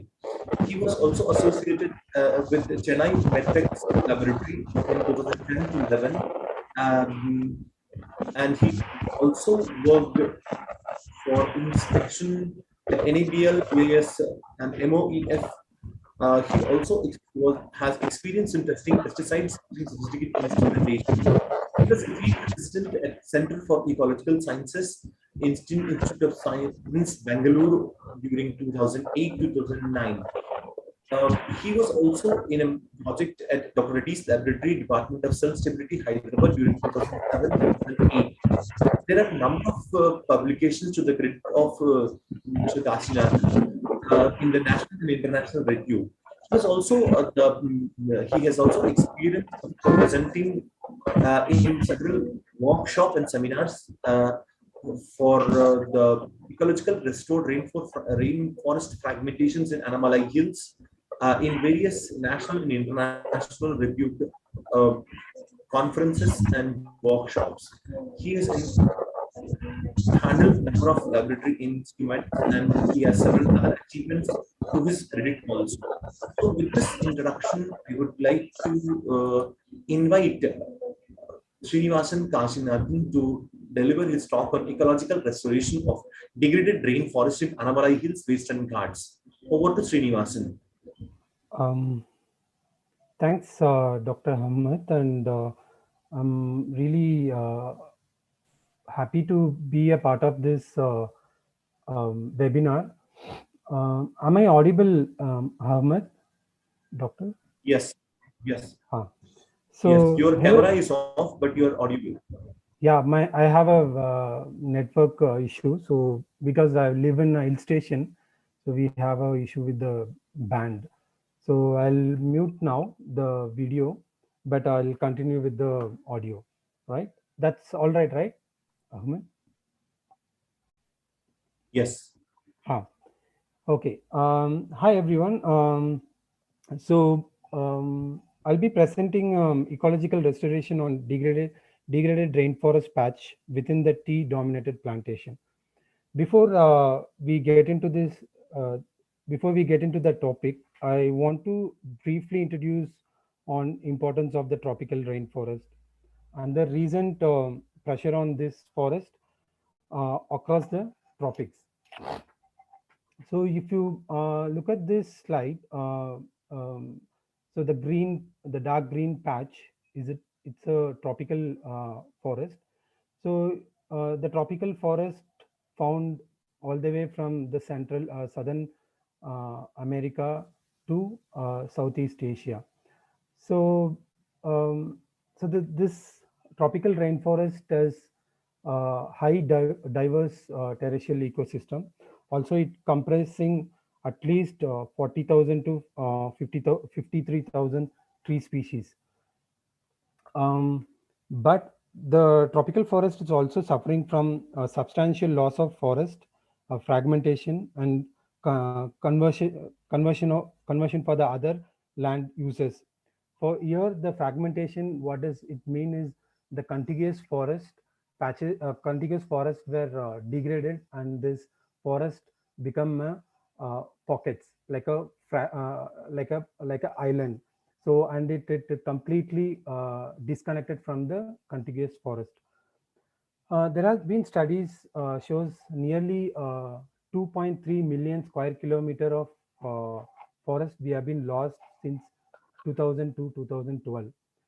This is major driven by logging, agriculture, mining, and other various infrastructure.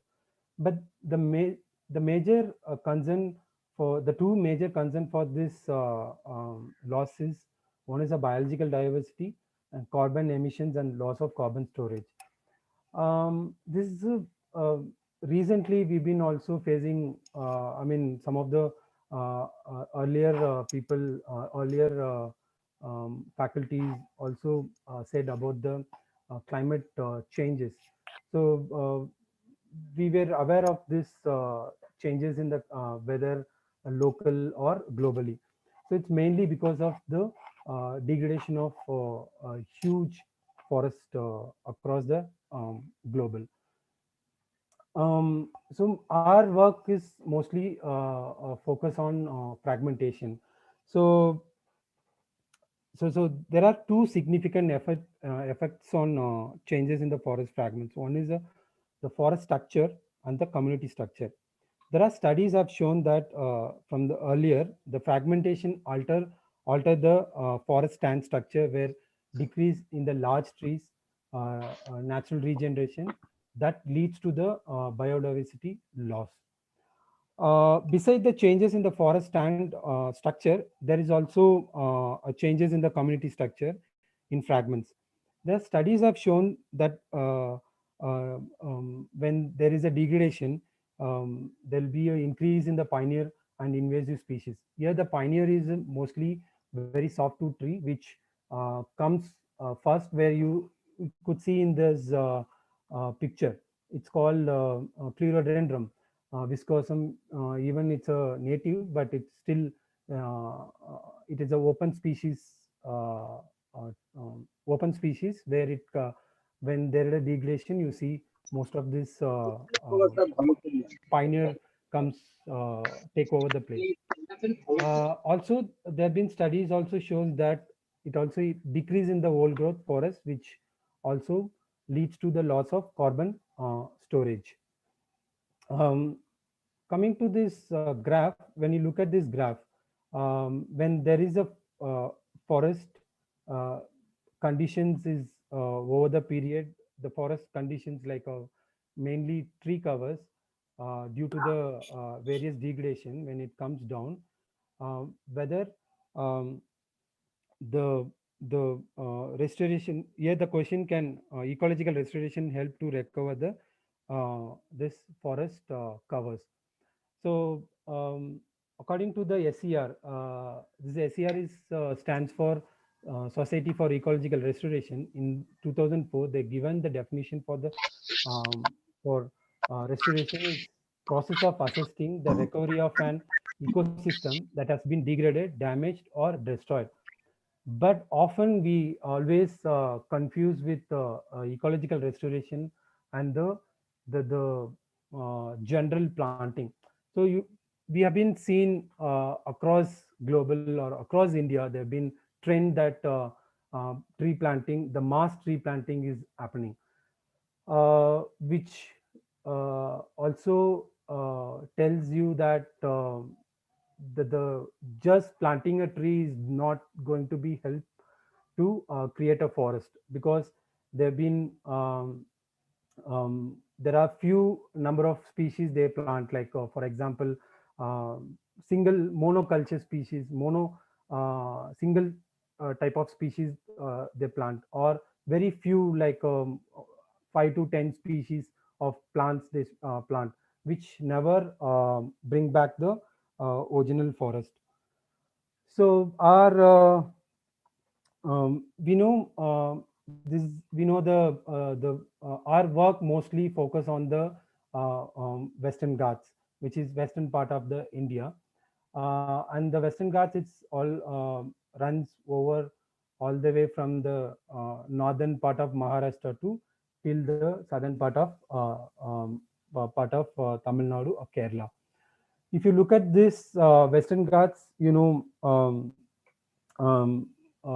it's a highly biodiversity hotspot.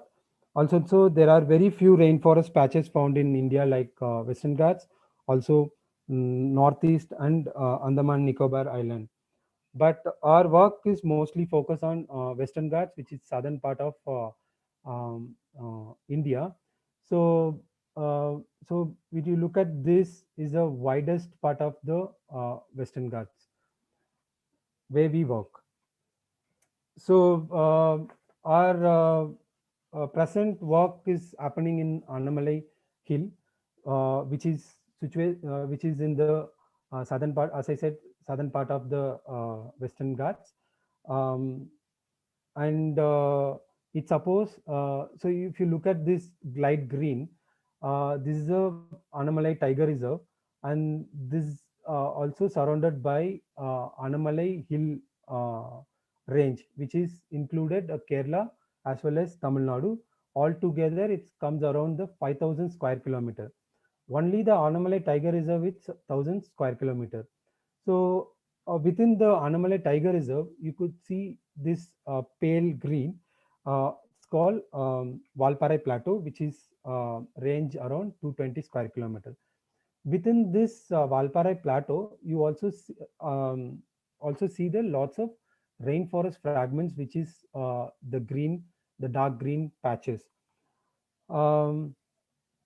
And this plateau is also mostly dominated by tea, coffee, and cardamom plantation.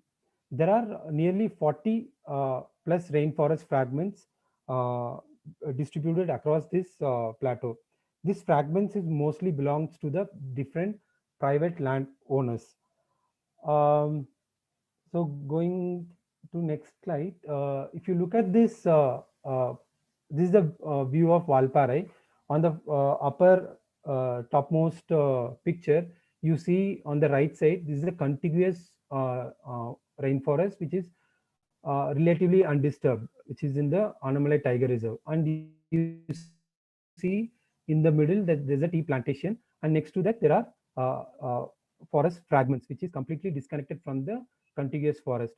And there's another picture you see on uh, bottom, which is a small rainforest fragments and also surrounded by various other plantation like tea and some of this eucalyptus plantation. This is how the landscape looks like in Valparai. Also, Annamalai Hills has a various type of vegetation.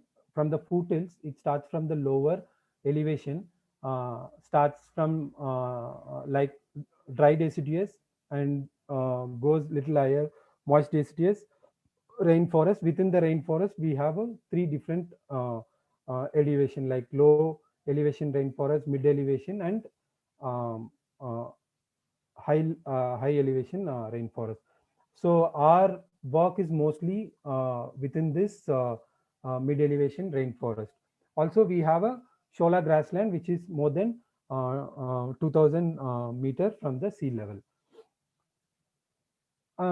Also, this plateau or Annamalai Tiger Reserve um, uh, also home for many endemic and endangered species like elephant, leopard, wild boar, gaur, nilgiri tar, porcupine, and endangered species like lion-tail macaque and some of the other mammals.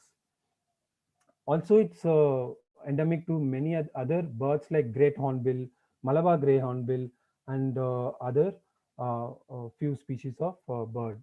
Also, some of the amphibians, reptiles, and yeah. So, why we need to restore these patches, forest patches?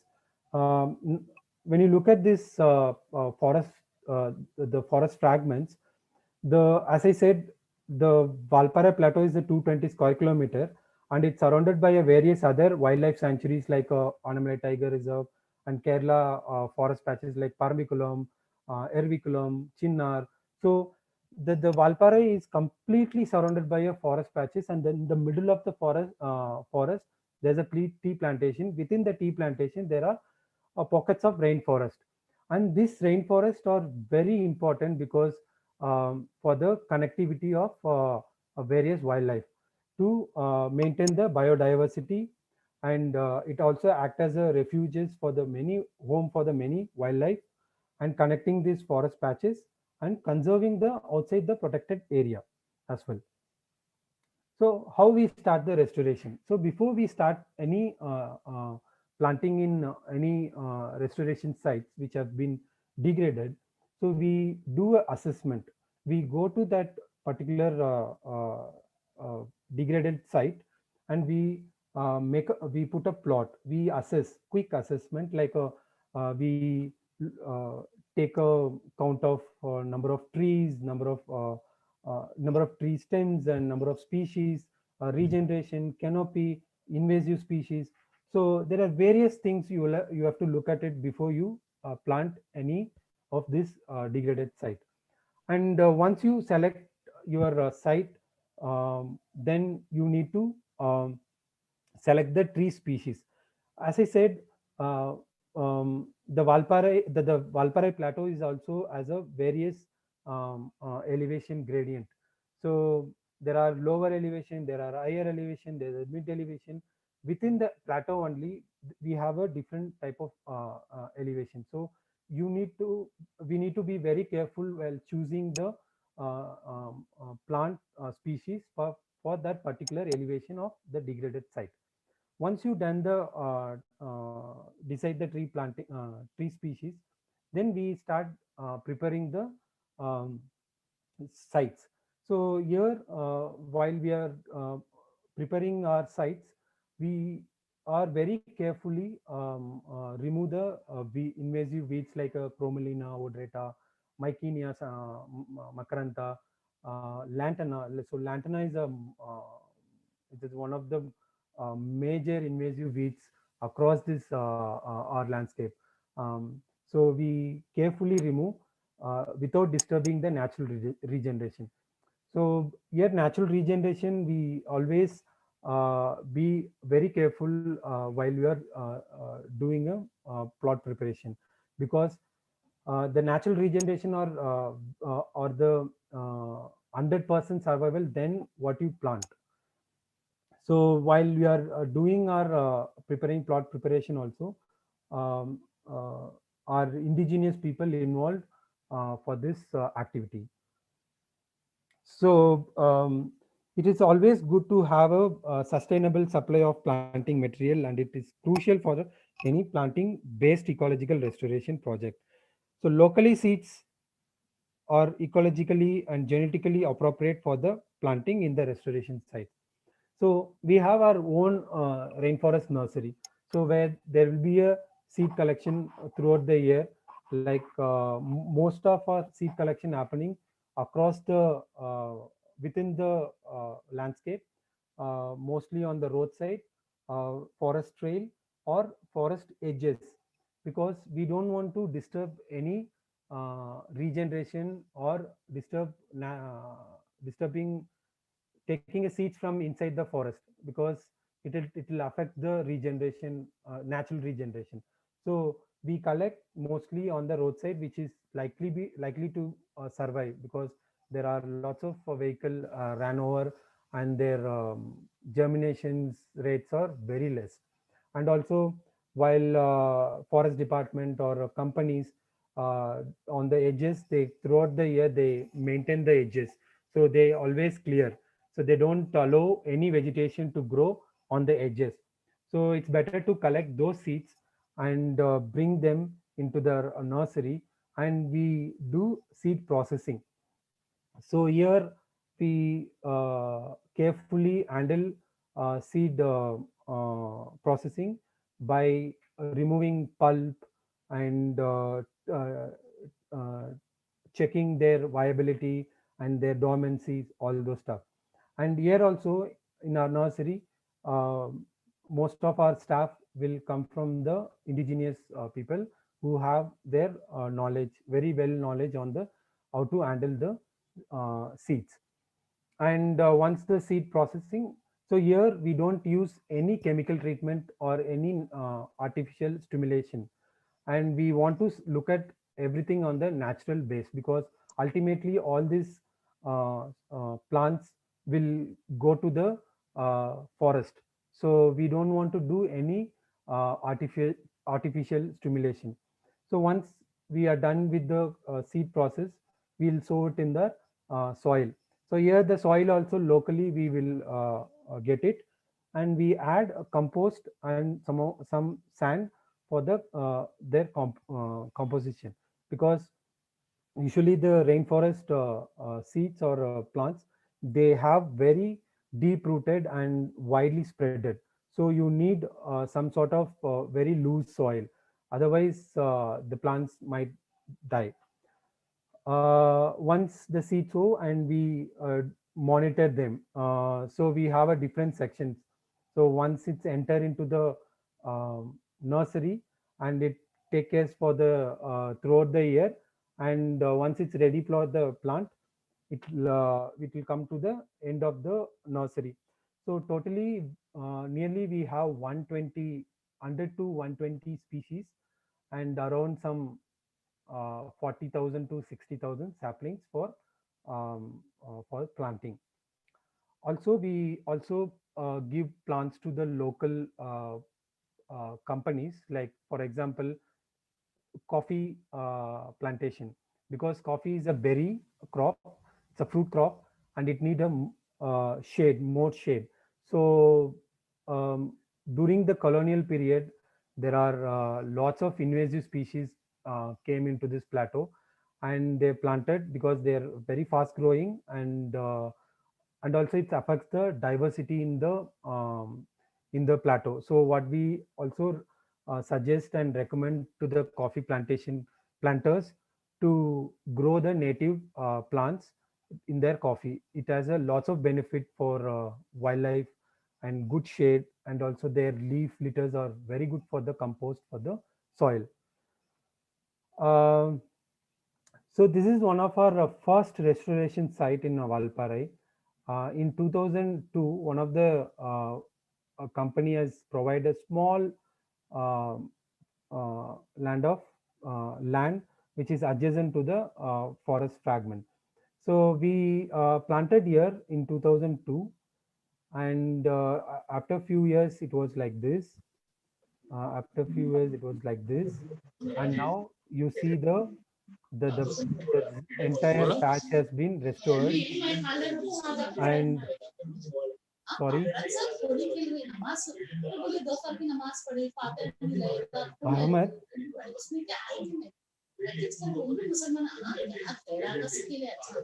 Hello, Ahmed.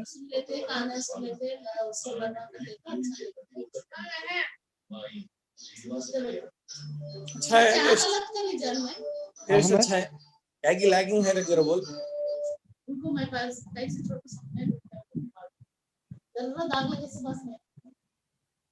And this is another site.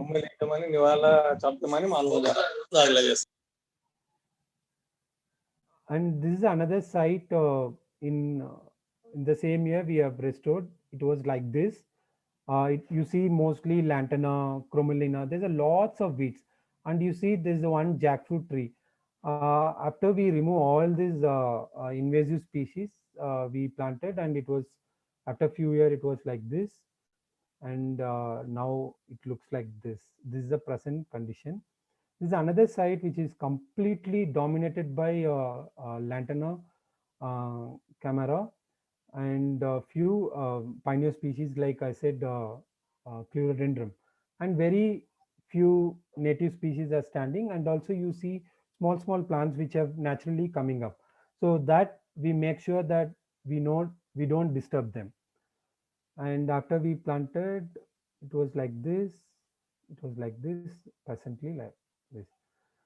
So it's really happy to see these patches that we have created some sort of bring back some sort of shades and trees, and we have seen few species have come back, like Nilgiri langur or hornbills and various other birds and wildlife.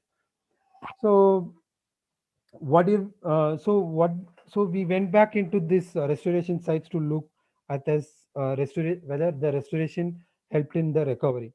So we compare this restored site and the unrestored site with the benchmark. So benchmark here is a nothing but the pristine forest or relatively undisturbed forest. We want to compare our restoration effort is helped in the recovery, or it so we need to some reference site as a for our how their effort is going on forward.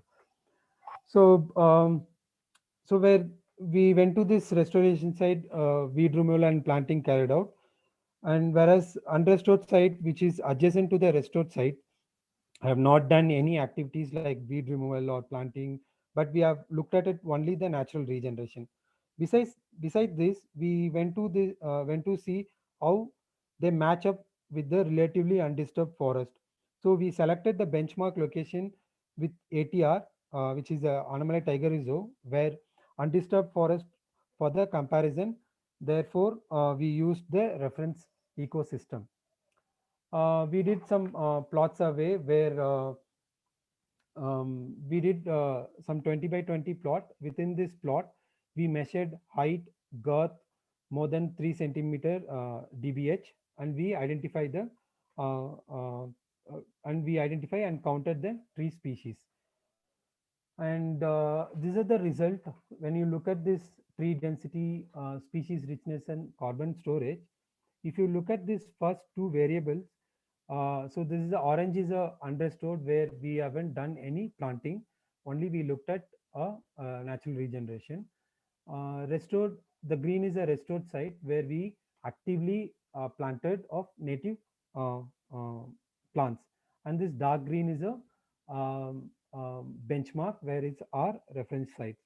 With these two variables, it shows that recovery of tree density and the species richness is high in restored site than the unrestored site, but it is not up to the benchmark level. We are towards that. When coming to the carbon storage, it appears to shows that higher carbon in restored site than compared to the unrestored site. But due to the lots of variability among these sites, the difference are not significant. So all these years, like last more than 20 years, we put up our effort and hard work. We could restore very few components of the entire forest. I mean, we few component of the restoration, few component of the rainforest. So we always suggest that for the take home message is protect the existing natural ecosystem, uh, which is the first priority for the restoration.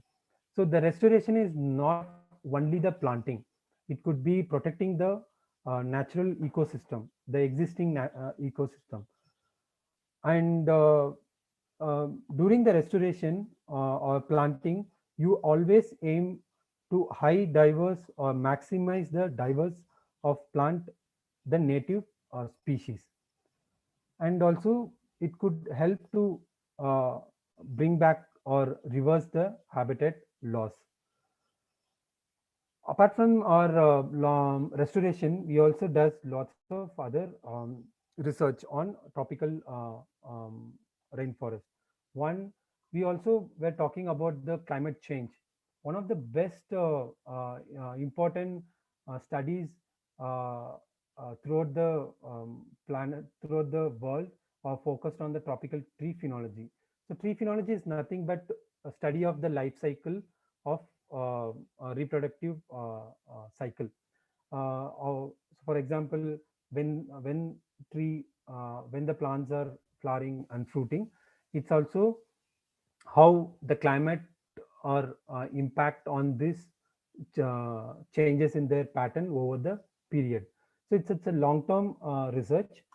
And also we have a forest dynamics, which is how the forest changes over the period by looking at their growth rate, mortality, and recruitment, and also carbon storage and the carbon sequestration over the period. If somebody wants to have an interest on our work, there is a nice documentary called "A Dream of Trees" in YouTube. It's freely available. Anybody can watch for the further information. Also, NCF also runs a season watch India. It's a citizen science. Anybody can participate. It could be children, it could be student, it could be college students, anybody. They can contribute the about this phenology of common tree species within their vicinity, like backyard of their home or front yard of their home. There are thousands and thousands of citizens were involved, and they keep contribute their observation into this database, which is also helpful for the to look at the pattern of the common tree species like mango, jackfruit, all those things. It also related to the climate change. I also forgot to put in this presentation. We also do some survey on endemic plant tree species. So across this plateau, yeah. And we also run this Annamalai Nature Information Center in Valparai, where it's a free visiting. It is open to everyone for tourists or students, come to local people, and even we conduct lots of trainings for the forest department and various other institutions for their uh, to develop the local diversity of Valparai. And I would like to thank our partners like Tamil Nadu Forest Department, Pari Agro, Tata Coffee, and various other supporters and funding.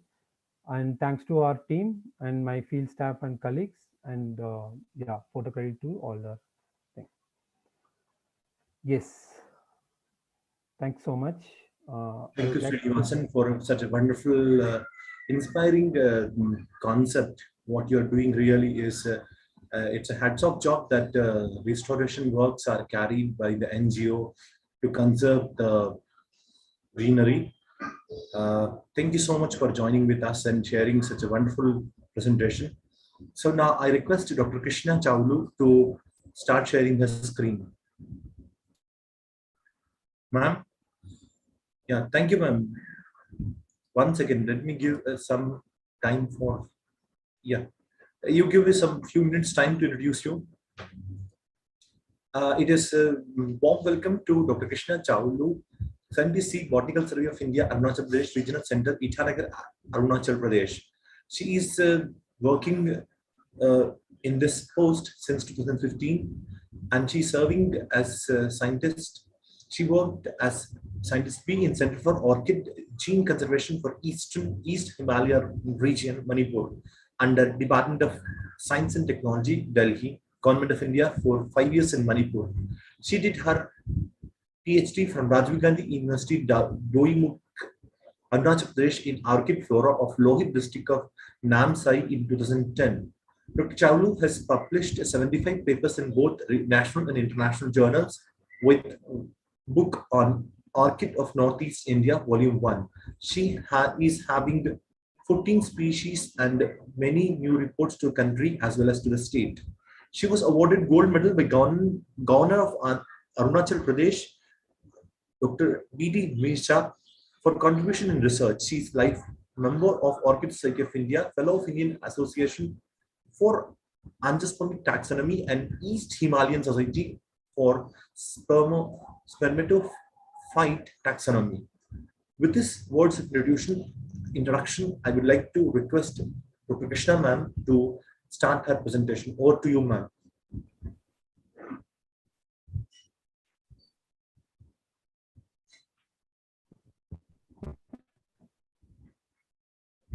Ma'am, are you there?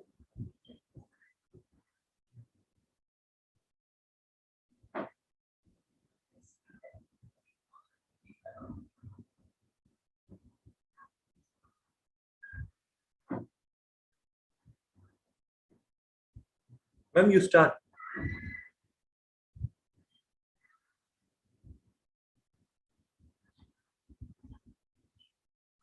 Yeah, slides are moving.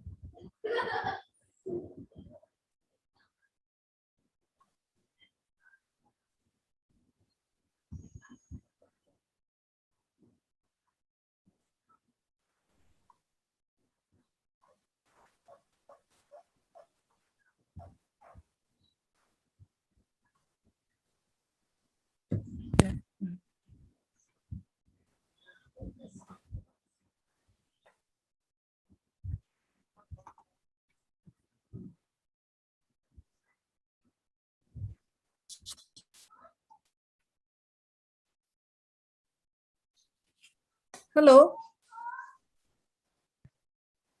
Yes, yes, ma'am. Can you hear me? Yes, ma'am. Oh, okay.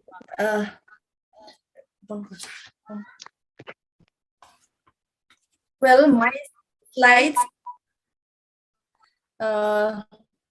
It's more orchids of Arunachal Pradesh, and this is similar to Dr. Chai ma'am.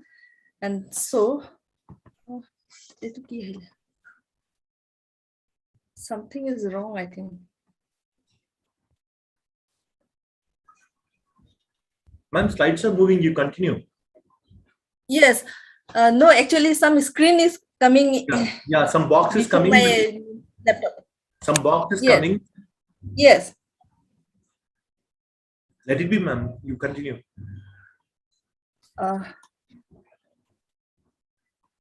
Oh no.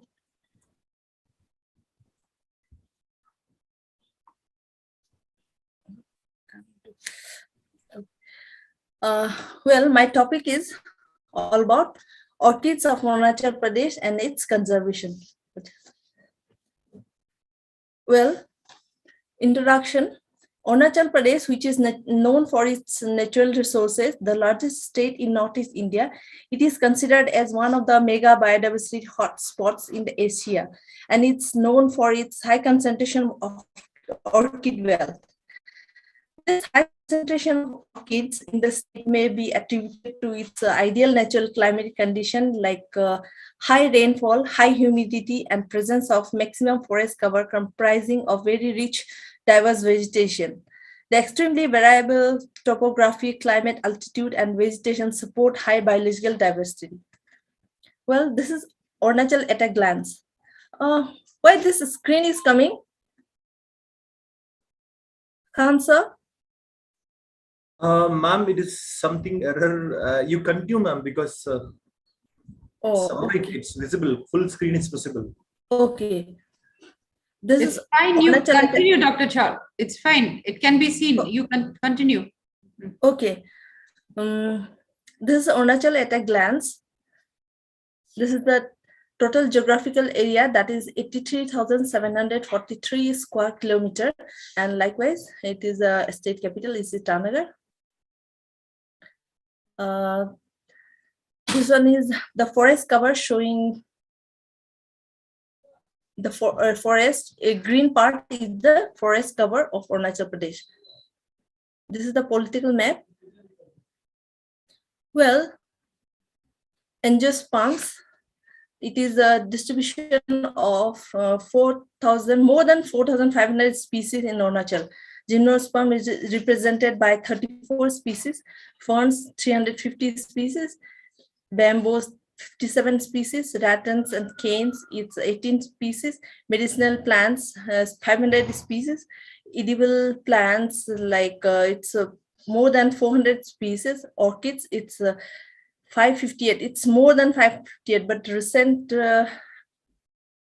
observation is more than 600 species. Well, orchids are the most fascinating and beautiful of all flowers. They exhibit a wide range of diversity in form of color, size, texture beyond human imagination. Well, let me show you this slide. This is different flowers of orchids, which is having different color. Some are very minute flowers, some are very large flowers, some are very showy, some leaf structure is just like a pouch. So different kind of this orchid variation you will find. So orchids are extremely beautiful, highly colorful, variously shaped and ornamented. Well, this is the systematic position. This is the phylogeny. Well, classification. Well, diagnostic feature of orchidaceae. This orchids, it used to make difference from the other monocot group of plants, like presence of gynostemium or culum formed by the combination of stamens and pistil. That is the culum. You can see in the right side, this one. This makes the orchids different from the other groups of monocot. Next is third petal, which is transformed and formed into a unique structure called the leaf or the labellum. This is the leaf or labellum. This one, orchids usually perform cross-pollination. That is, pollination is done basically by insects, by wind, like that.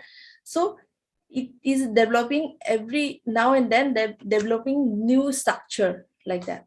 So again, ovary here is inferior. That is one of the superior quality of monocots. Again, seeds are very minute. This seed, I'm showing the microscopic view.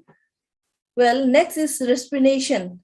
During the time of flowering, the orchid flower, it used to twist round.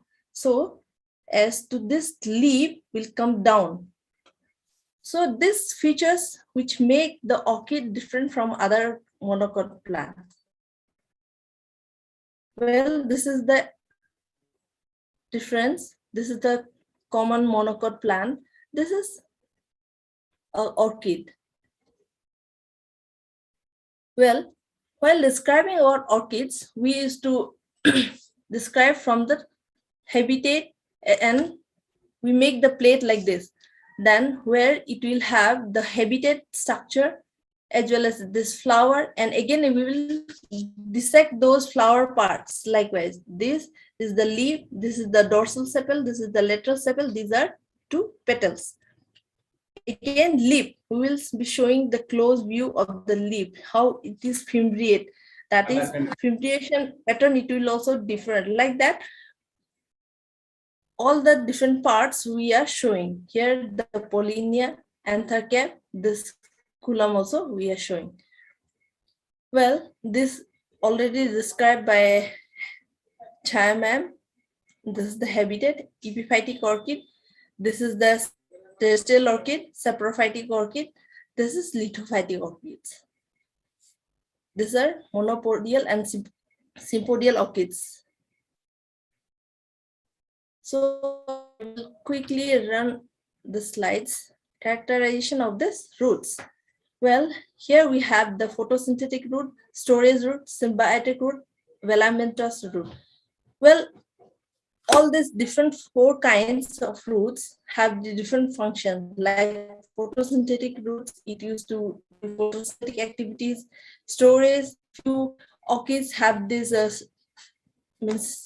larger shape, which is doing the storage of food materials in the root, and few are symbiotic roots, which we will find in saprophytic one. Well, this stem, we will find the normal stem, rhizome, it's corm stem. This is the normal stem. This is the rhizome, which used to become the and this is also corm, but function as stem. Well, in case of orchids, you will find the pseudobulb, which is the important part of orchid. The different shapes of pseudobulb. See this one. Sorry. This one, and see this is rounded, and this is somewhat flat line. This oblong type. So this thickened structure mainly found in epiphytes, and neither bulb nor tuber, that is the pseudobulb. Well, the leaves in orchids, it's of different kinds. The leaves in orchids are mostly colline and distichous, sometimes radial and lateral, arranged spirally. See, these are the roots showing, which are so different. In the same family, it is having two leaf, few single leaf, few alternate leaf, like that.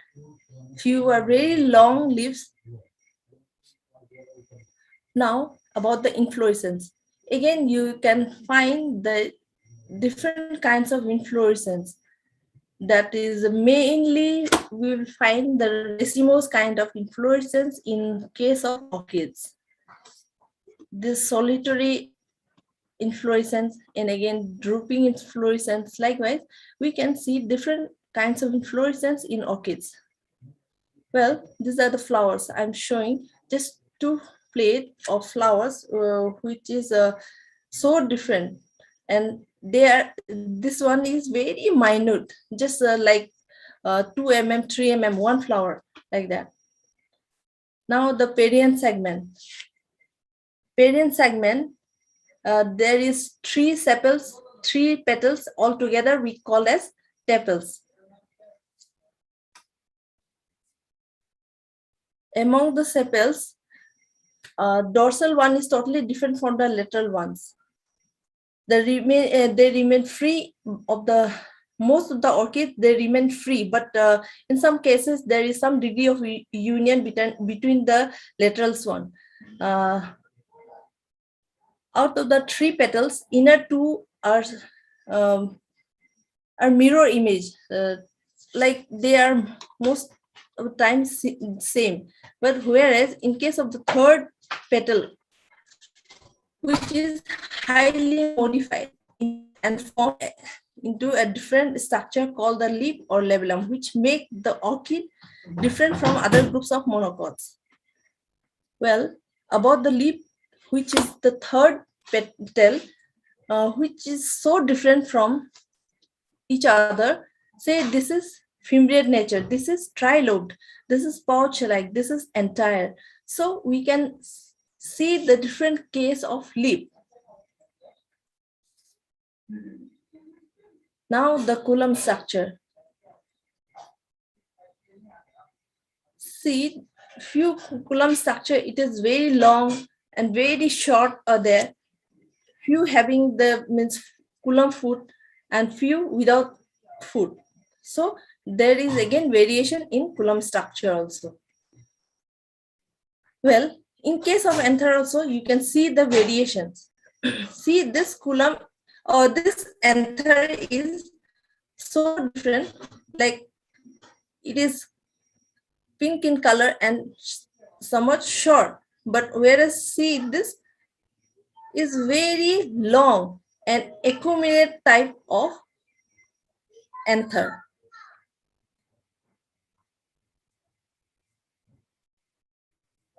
Again, in case of pollinarium, we can find different kind, like this is oblong, this is round shape, just 2, this is 4.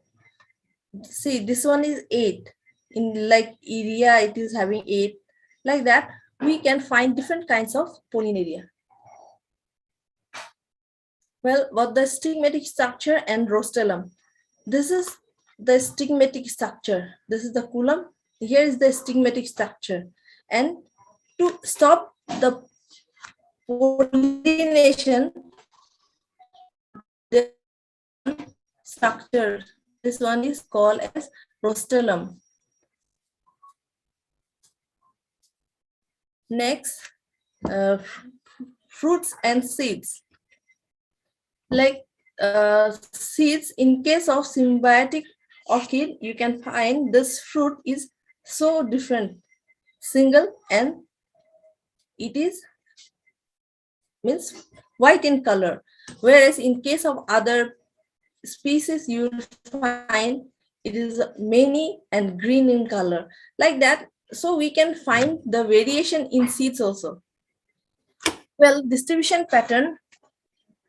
Orchids are found in all parts of the world except some deserts or polar regions. There are about 30,000 species, about under 800 genera, report from various parts of the country. Well, in Arunachal Pradesh, we can find the distribution of orchids like that.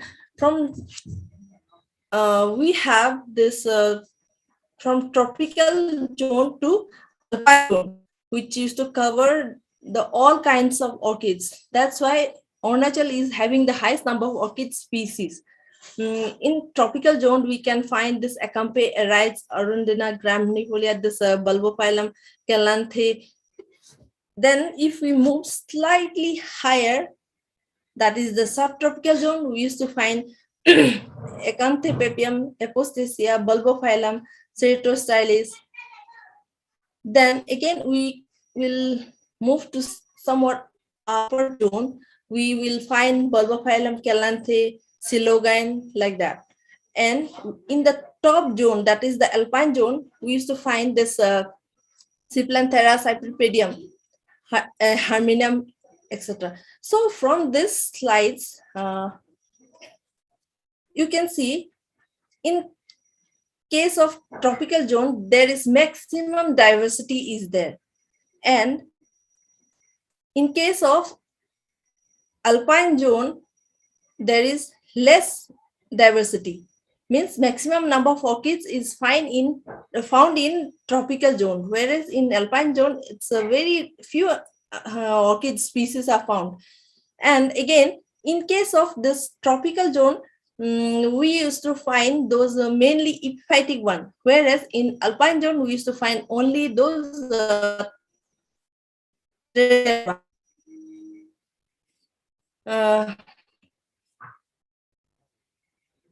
now the collection and preservation. First, we conduct the collection tour to preserve some species, whether it's in situ preservation or ex situ preservation. Well, we used to do a collection study. First, for collection trip, we have the background of the species, where we are going, what species will be found there, cause it's alpine, cause it's temperate. Likewise, we have the proper knowledge that locality, and proper equipment should be there to collect that. Well, after collection of a particular species, we used to make the field notes like that. See, this one, these are the basic information we need to gather for the collection of any species, from which locality we are collecting. If we collect from 2 different localities, and if we wish to put haphazardly, then what afterwards it will be difficult to identify. So it will be difficult to identify that which species is from which locality. So we have to maintain these data like locality, habitat and ecology, plant habitat, stem, leaves, inflorescence and flowers, fruits and seeds, scent, name, uses. That is means local use.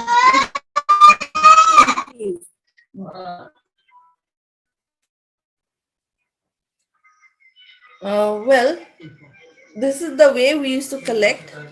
Take the permission. We are not supposed to collect just like that. We have to take permission from the forest department, and with due permission from the forest department, we used to collect like that, and we used to plant in the orchidarium. Afterwards, see this one. Well, then we used to do this after flowering of the specimen. We used to maintain the herbarium specimen, and we used to put in this herbarium rex, or that is the compactor. Well, this is the herbarium herbarium sheets, where we used to collect the plant, as well as we are giving more importance to the flower, because with the flower and the vegetative structure altogether, it will describe a species with complete description.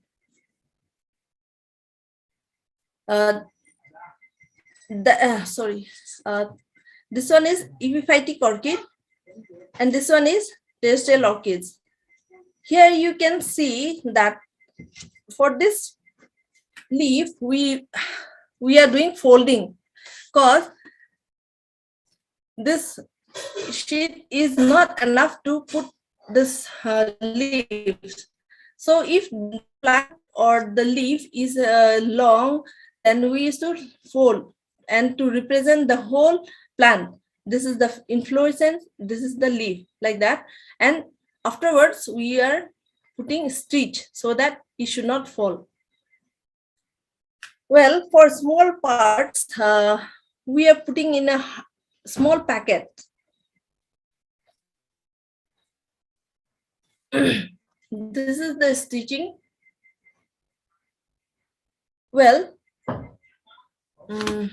those herbaria in the world, we are mainly giving emphasis for studying herbaria collection, like in Royal Herbarium in Kew, we used to study that specimen. If we happen to describe one new species, then we used to study its description, like related genera. These are the different herbaria of the world. Well, here you can see our herbarium, that is KEL, that is in Kolkata. It is the 18th position in the world. In case of India, KEL is the highest number of species they're having, and next is Forest Research Institute, that is Dehradun. Likewise, different herbarias. Well, different herbarium sheets measurements are given. For India, we used to follow 42 into 28 centimeter in India. That is the standard herbarium sheet. For correct identification, all the all the parts of the flower is essential, as well as the whole plant. Well, we used to describe the species like this. First, epiphytic, where it's hard like that. This rhizomes, then pseudobulb, then leaves, then comes the floral bracts, flowers. Likewise, we are describing the species. Well, as I have shown earlier, we have to prepare the plate, habitat, flower, dissected parts. This is the bract, this is the phloem, this is the leaf, this is the pollinia, this is anther cap. Well, now about orchid conservation. In Arunachal Pradesh, conservation is mainly done by the forest department. That is mainly orchid conservation is done by the SFRI, State Forest Research Institute, Itanagar. That is having forest department is having orchidarium, and as well as this ex situ and in situ conservation. And they have mainly two big conservation center for orchids. One is the Orchid Research Institute in TP, that is in Bhalupong. And next is for higher or temperate orchid, that is in Sesa. So basically, the conservation word in Arunachal Pradesh, it is less known for the people, because we are basically less in population, so our forest cover is more, so people hardly used to aware about this conservation method. But nowadays, conservation word is introduced mainly by forest departments, so people are coming forward to conserve the nature. But in the recent years, just 2-3 years back, government is taking initiative to link all the parts of the country to join. So roads were coming up, so just for construction of roads, different destructions are going on. So forest department is preserving that those species which are mainly destructed by the road construction departments.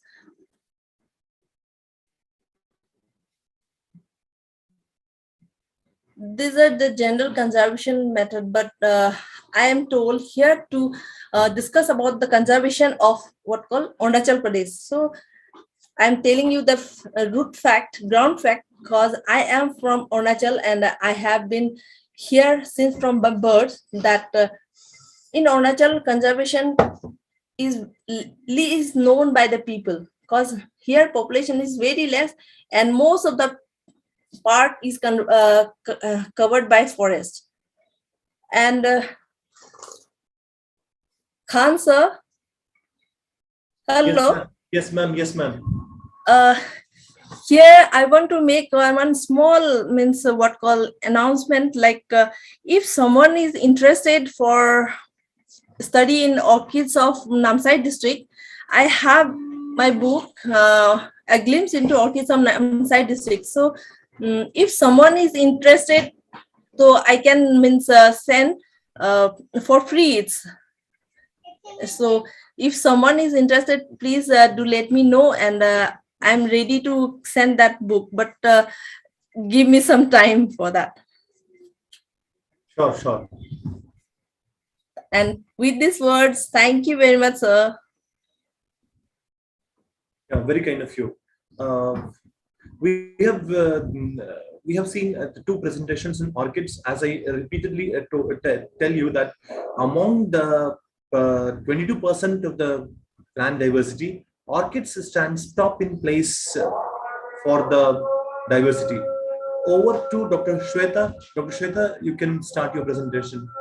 She's consultant in NIDM. Shweta, you can start sharing the screen.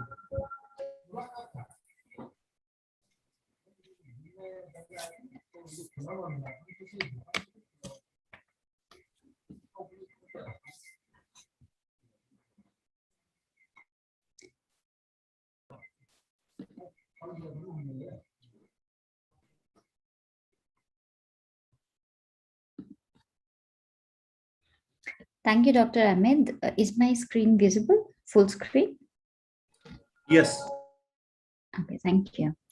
So today I'll talk a bit about ecosystem approaches for CCA and DRR, though it's too late and I will not go into very details. So briefly, I will just try to explain.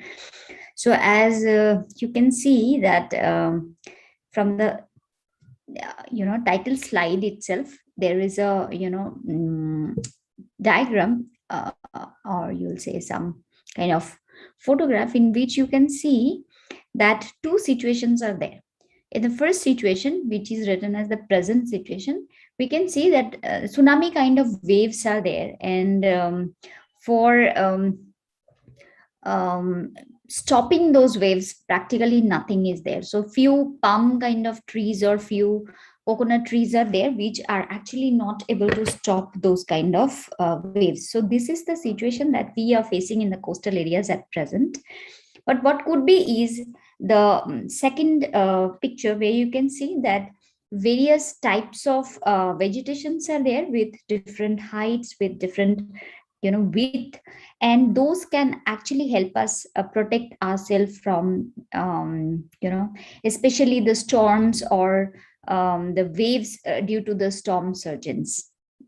So what they do is they actually trap the wave and they help to reduce the impact of that wave, and that is how they, when they land on the shore, that landing will be soft landing, and that is how they will stop, they will not be able to impact the local people or the local houses or the resources, whatever is there.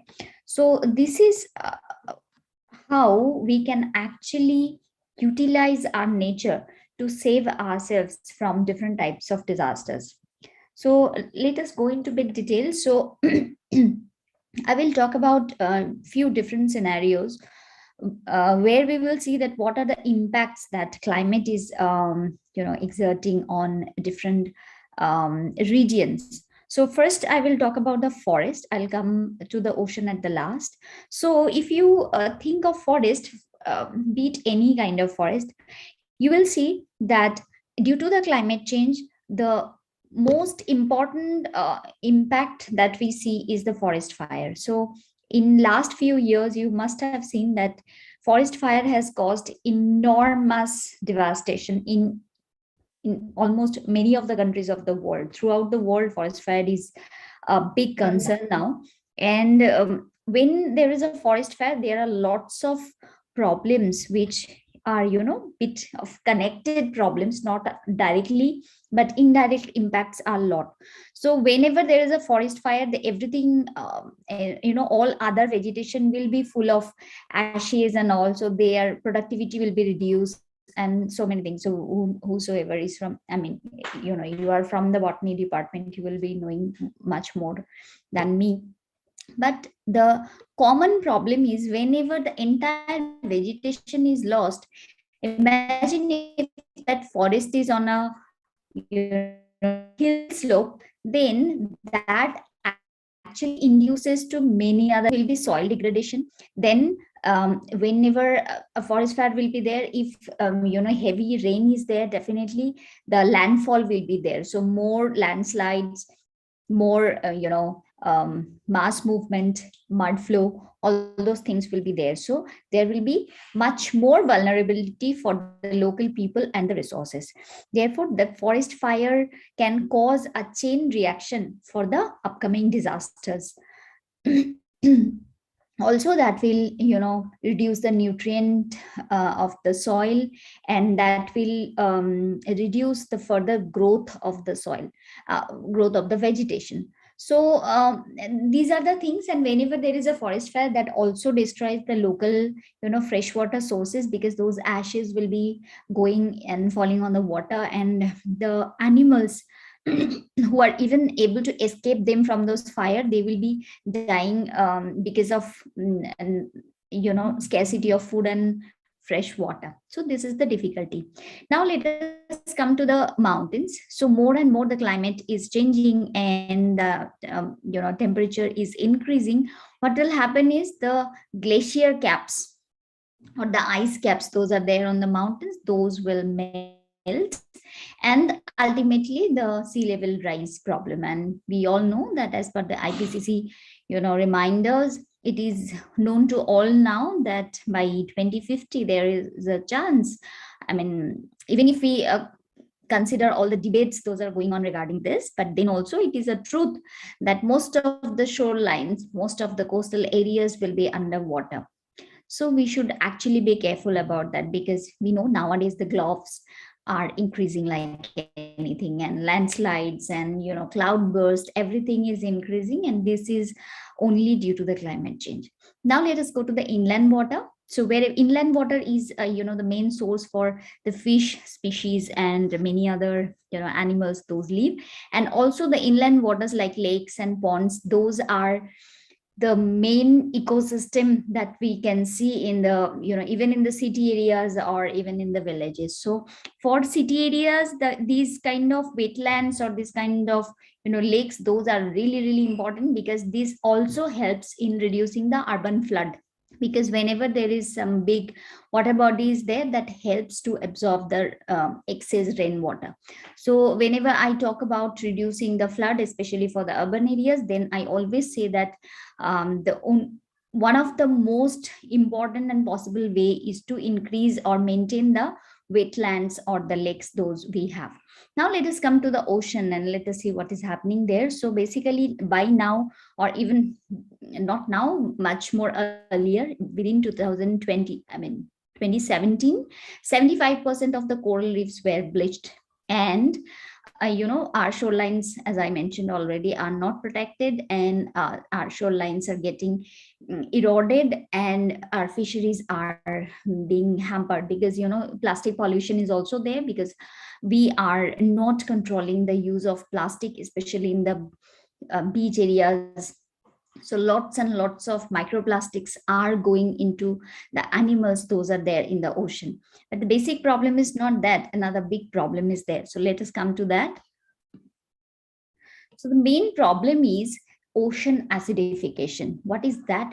So in that, I will also like to mention that whenever there is a forest fire, there is a big problem, that is, that trees are a big storage of carbon.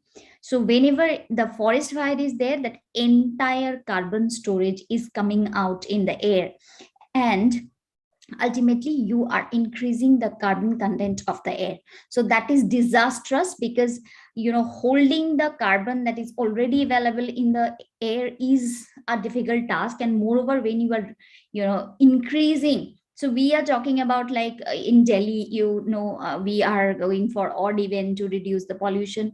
We are trying to help us. We are telling the farmers that you don't burn your stubble so that it reduces the carbon. We are thinking of so many things. We are giving gases to people so that they are not burning the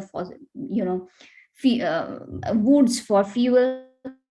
And at the same time, if you are increasing the forest fire, so you are practically letting all the stored carbon go into the air. So that is disastrous. So similar thing is happening in the ocean. How it is? So what is happening is more and more climate change is there, more and more, a temperature is increasing. What is happening is, if you see into this left hand side picture, so if the CO2 concentration is lesser in the atmosphere, then the seawater pH is maintained. But what is happening is, if you are increasing the CO2 concentration, you see what happens is all the CO2 in the atmosphere that mixes with the water and that forms the carbonic acid. So, and that relieves the free hydrogen ion. So more and more free hydrogen ions are there in the water.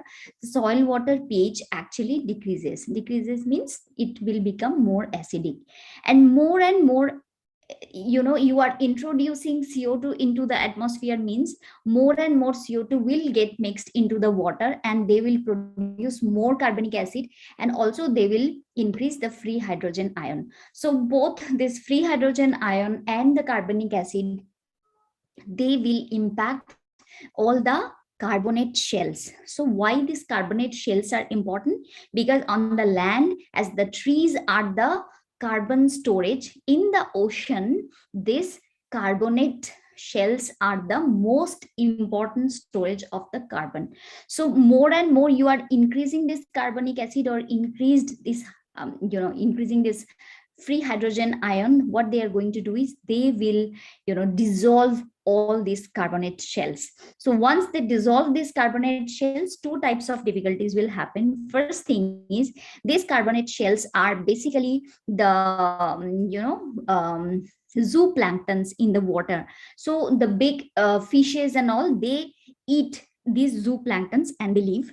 So more and more these zooplanktons will die. They will not get their food. I mean, the secondary tertiary consumers, they will not get food. Therefore the population of those tertiary consumers, like the big fishes, that will reduce. That will impact our food chain. So whomsoever is in the coastal areas, they are mostly dependent on this ocean fishes or sea fishes. But when you are reducing this secondary consumers, that means these zooplanktons, they feed on the phytoplanktons, and these zooplanktons are fed by the big fishes. Now what will happen if you are increasing the acid amount? Then this carbonate shells will melt. Once these carbonate shells will melt, then all these zooplanktons will die. And if these zooplanktons die, two things will happen. First thing, what I've already mentioned, that fishes will die. So we will not get enough fish from the sea to eat.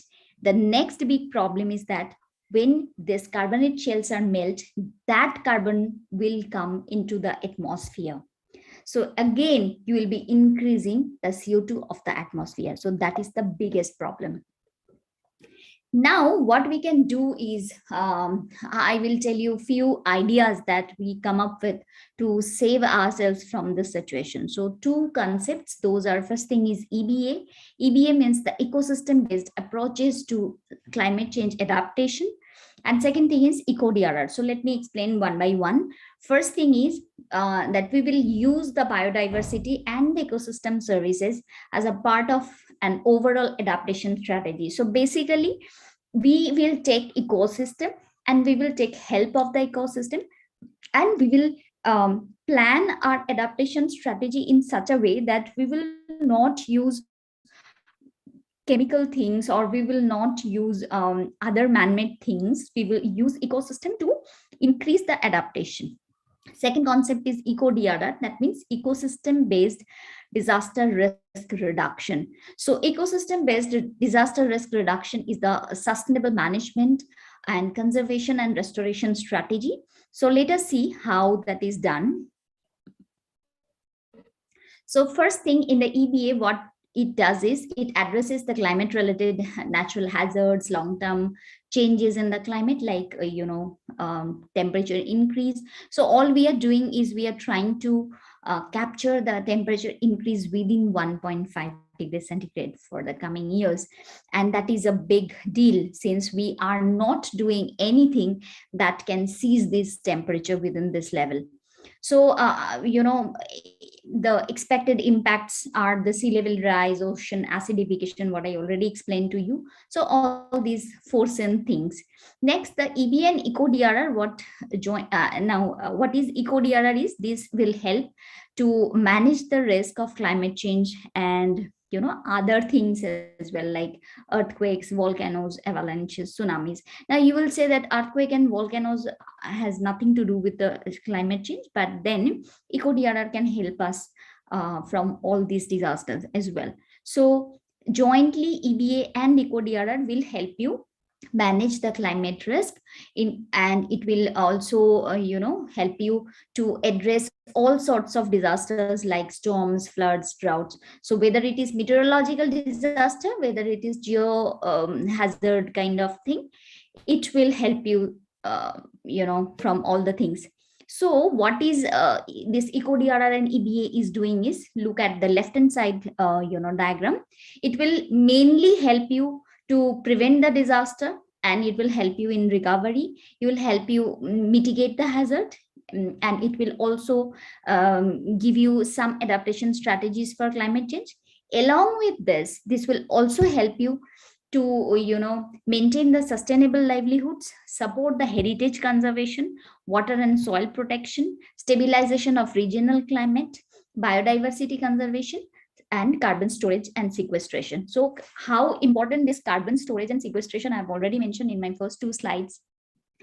And then once you are able to stabilize the regional climate, that will definitely help you in biodiversity conservation, because once your climate is stable, then whatever biodiversity is native to that place will remain as it is. But with the changing climate, other invasive species will come and many other problems will be there. So these are the things. Now, how we can actually mainstream this adaptation cycle is in the right hand side picture. So if you see, while mainstreaming this, we need to go through few steps. The first step will be apply a climate and ecosystem lens. That means first you have to understand that what are the impacts of the climate change that we are having on the local ecosystem. Second thing is you have to assess the vulnerability and the risk. So what are the vulnerabilities are there and what are the risks that we are going to face? Then third thing is that you have to first identify the adaptation options. But adaptation options will depend on 2 things. First thing is that you have to understand first that what are the vulnerable areas and how big is the risk. Once you understand that, then only you will be able to identify the adaptation options. But when you are judging for the adaptation options, you have to remember that you have to choose the local locally available adaptation strategies, or which can be implemented in your area. Suppose you are planning for some adaptation strategies in the hill, then definitely you cannot choose some plants which are growing in the mangrove areas. Similarly, if you are planning for mangrove areas, you have to choose the the vegetation which can thrive in the salt marshes or in that specific temperature or that specific climate condition. So all these things. So then you have to prioritize the select adaptation options, because which one is needed first, that you have to understand, and then next steps you can identify. Then you have to implement, and after implementation, always you need to evaluate that whatever adaptation strategies you have taken, whether those are implementable for the next time as well, or you need some change in that. So whenever we are talking about the adaptation based strategies, especially the ecosystem based adaptation, that is EBA, the most convenient and the most acceptable things that the entire world has come up with is the nature based solution. So what is a nature based solution? basically we are using the ecosystem services. Now, what is ecosystem service? Ecosystem services, you think from the morning till evening, when you wake up and until you go to sleep, what are the things that you use from nature? So now we use toothpaste, toothbrush, all this. Earlier people, and now also many people use, people used to, use salt for brushing. People used to use a neem stem for, brushing, and many other things like that. So starting from then, whatever you are eating, like any vegetable, any fruits, everything is coming from nature. So suppose you are taking some medicines. So many of the medicines that come from nature, and that is called as naturopathy. So like this, many services are there which knowingly or unknowingly we are taking from the ecosystem. What we need to do is we have to use this ecosystem based services. At the same time, we need to take care that this using of services should be in a sustainable manner. Sustainable means you are using it today, you have to make sure that your next generation will also have enough of these services to enjoy in their life. That means these things will not perish at their time. So you will make enough arrangement for that. So what are the ecosystem services we are using? Like food, like biochemicals, like timber, biofuel, fiber, all these things.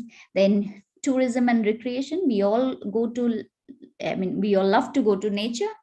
And then cultural and spiritual spaces are there which we love to visit. And then carbon storage, I have already explained how important is that. Then the coastal protection, which I explained in the first title slide itself. Our coastal areas are really vulnerable. So imagine of the coastal areas of Bangladesh and coastal areas of West Bengal, Andhra Pradesh, Orissa. So every year they are suffering severe cyclonic storms, and one fine morning, sometimes also once in a blue moon, the tsunami is also coming. So the people who are actually going through those situations, those tsunamis, those cyclones, they only know how terrible it is that every year so many times these cyclones are coming, and ultimately their resources, their people, all are they are not able to manage them. So this has become a real difficulty. And you imagine, only if you plant some mangrove species, that itself can help you save yourself, save your people, save your resources from all these terrible disasters. So that is the basic importance and most important importance of this nature based solution. You have seen in my other slides, in my other presentations, I explained that different steps which have been taken by many of the countries in the globe, that they have taken the help of ecosystem in various ways, like from bioengineering to other things, to increase the green, to increase the total green growth solution entirely with this nature. So this is how this is this has become very important for throughout the world. Everywhere they are just using this. But important thing that we have to remember, in India at least, anything that you want to implement are not possible without planning and policy. So all these ideas that has to go into your policy planning. Planning at the central level, planning at the state government level, and definitely in the district level. But along with this planning and policy, the most important thing is awareness. You have to create awareness to the local people. You have to make them aware of different, they are aware that they get wood, they get medicine, they get food from that. But then you have to make them aware that only if these trees are there, only if this vegetation is there, they are going to help them to save their people's life, to save their resources. So all these things are important. Here I would like to mention one more important thing, that like you will say that due to salt intrusion for cyclone or for this coastal erosion, your agricultural production is getting hampered. But then I will tell you that nature has solution for everything. So fault tolerant variant of rice is also available. Like in Kerala, there is one rice variant which the name is a pokali. They call it pokali. So pokali itself means salt tolerant. So that rice can grow into a salty water, and in that water, along with that rice, they also cultivate some small fishes and prawns. So it serves them in both way. So these are the very good strategies that could be implemented to achieve the EBA and ECO-DRR. So, and another important thing is any implementation that you want to do has to be in the local level. Therefore, the synergy from the center to the last grassroots people is very, very important. So whomsoever stakeholders are there, be it NGO, be it government institutions, be it, local SDMA or, other very grassroots level people at the local level who will be finally going and implementing the things. Cooperation and synergies among them is really, really important. So thank you so much. And I would like to congratulate Telangana University for taking up this important topic for today's program. Thank you so much.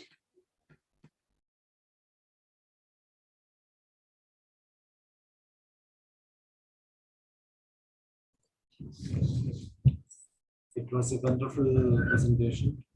Dr. Shweta has done a major job.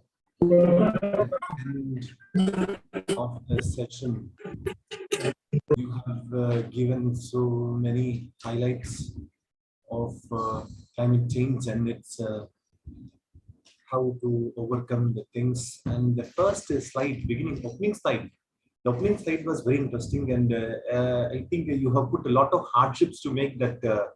I mean to say the way how you have depicted the present condition and future condition, how it will be in coming days. That really it was a marvelous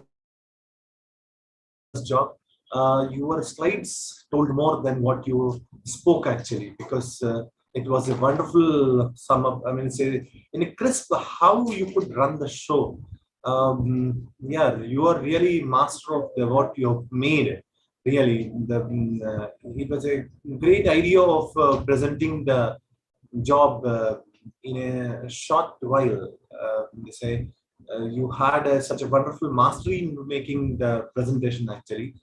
So I wholeheartedly thank you and congratulate for making your presentation so wonderful at the end of the webinar. So you really bounce the things and make so fine, cutest presentation. Really, I personally have learned a lot from how the presentation should be really.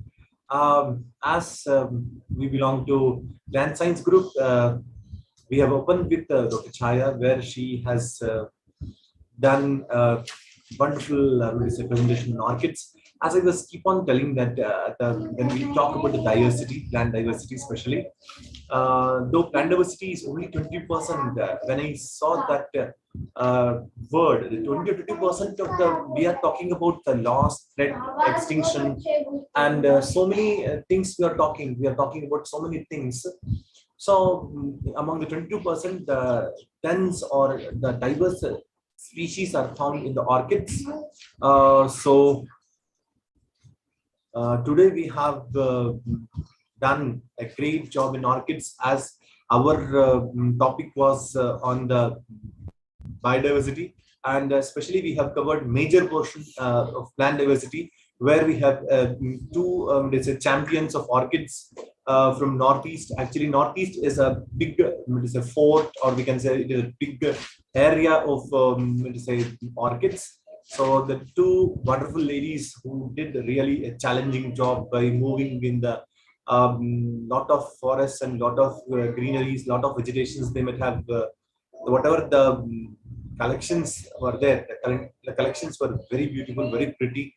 And I appreciate Dr. Chaya ma'am for giving a wonderful eye-opening the technical session, speaker one, and also I equally appreciate the efforts of Dr. Krishna ma'am, who really gone through the areas which really we teach. Generally, when we teachers go into the class, we will take all these concepts, how to identify, what are the diagnostic features. I appreciate Krishna ma'am and both, I mean to say, women scientists. I feel that in coming days, we will be having one separate webinar again back after some time when we are going to open our, semesters. So such a wonderful journey they have taken in Northeast, where a lot of greenery, especially orchid greenery, was being shown, and really it was. I was surprised when Chaya ma'am started sharing the presentation. There were 120 slides, but really she kept the time, and she has turned each and every slide she covered. So it was also really a big, I mean to say, achievement. We teachers still we learn a lot from, like, when we get a talk from experts, we'll come to know how the mastery. So one opening speaker had plenty of slides and she covered each and every bit, and it was like a surprise that so many slides in a limited period of time she ran, and she showed so much beauty. Years she summed in minutes. That was also, I have posted in the WhatsApp group. It was a journey she done for years, work she carried out, and she presented this in just a few minutes and with a so ease.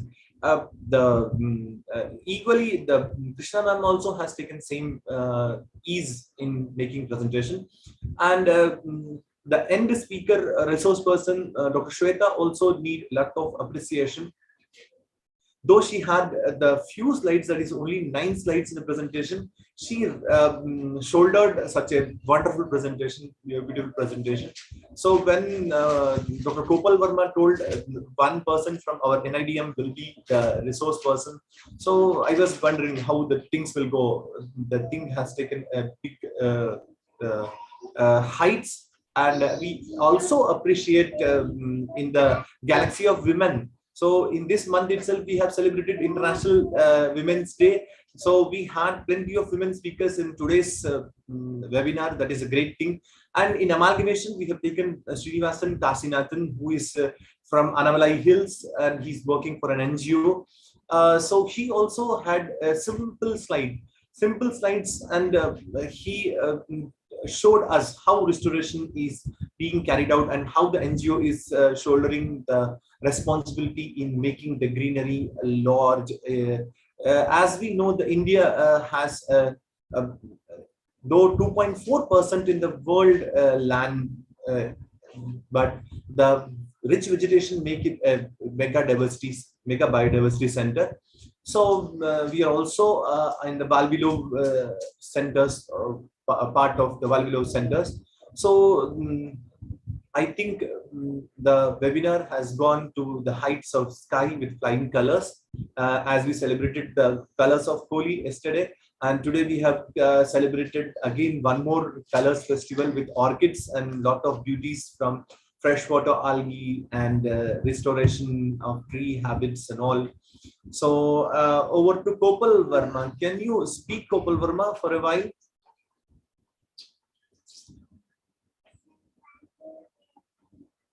Kopal Verma, are you there? Am I audible? Yes.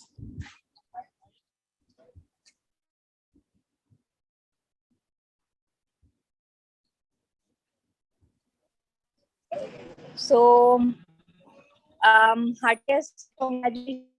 It was really a wonderful, really wonderful webinar, and I was listening to very keenly. Each and every has a very important aspect of biodiversity, and connected it with disaster. I'm sorry for the background noise; it's there, but I enjoyed it, and congratulations to entire University and Dr. Masa. It was a really helpful webinar. Anil sir could not join for concluding remarks on that. Thank you so much.